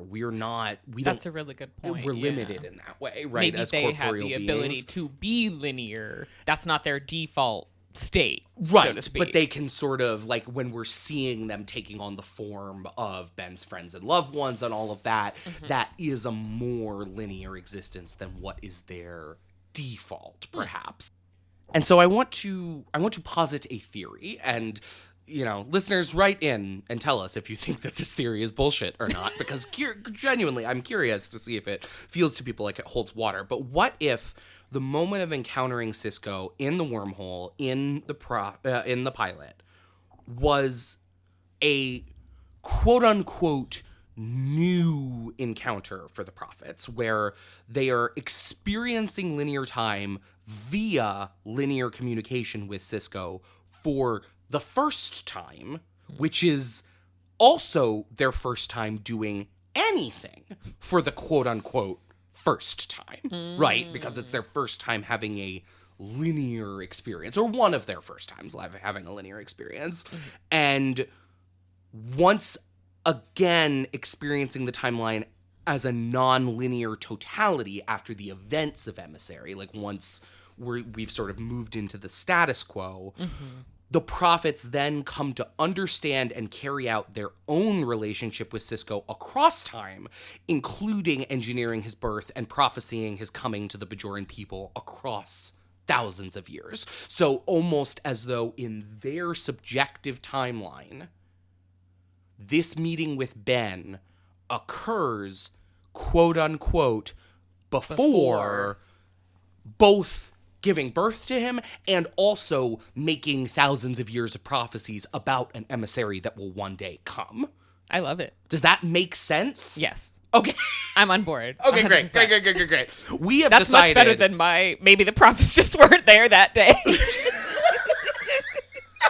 I mean, I do think it's interesting to think about what if there is not a total ideological hegemony within the temple, because I do think we so often treat the prophets as a single character. Yeah. And it's more interesting to think about what if there is a pantheon of these beings that perhaps have different perspectives or agendas. I was about to say, it's like you got the Christian omnipotent God, one being, versus like the Greek pantheon. Yes. Yeah.